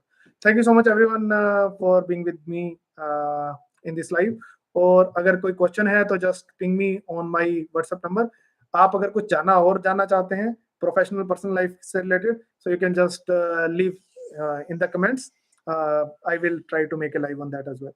Thank you so much, everyone. See you in next live.